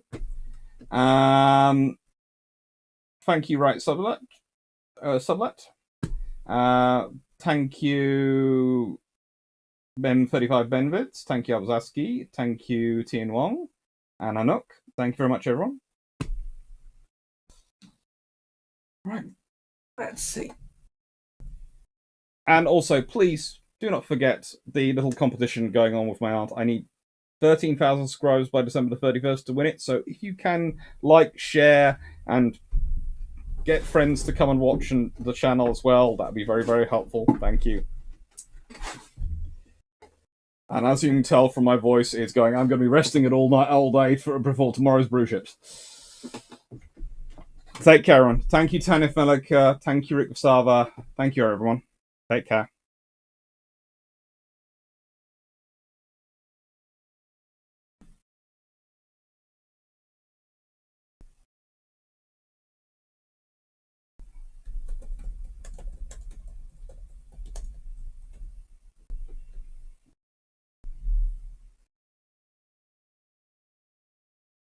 Thank you, everyone. Take care. Thank you.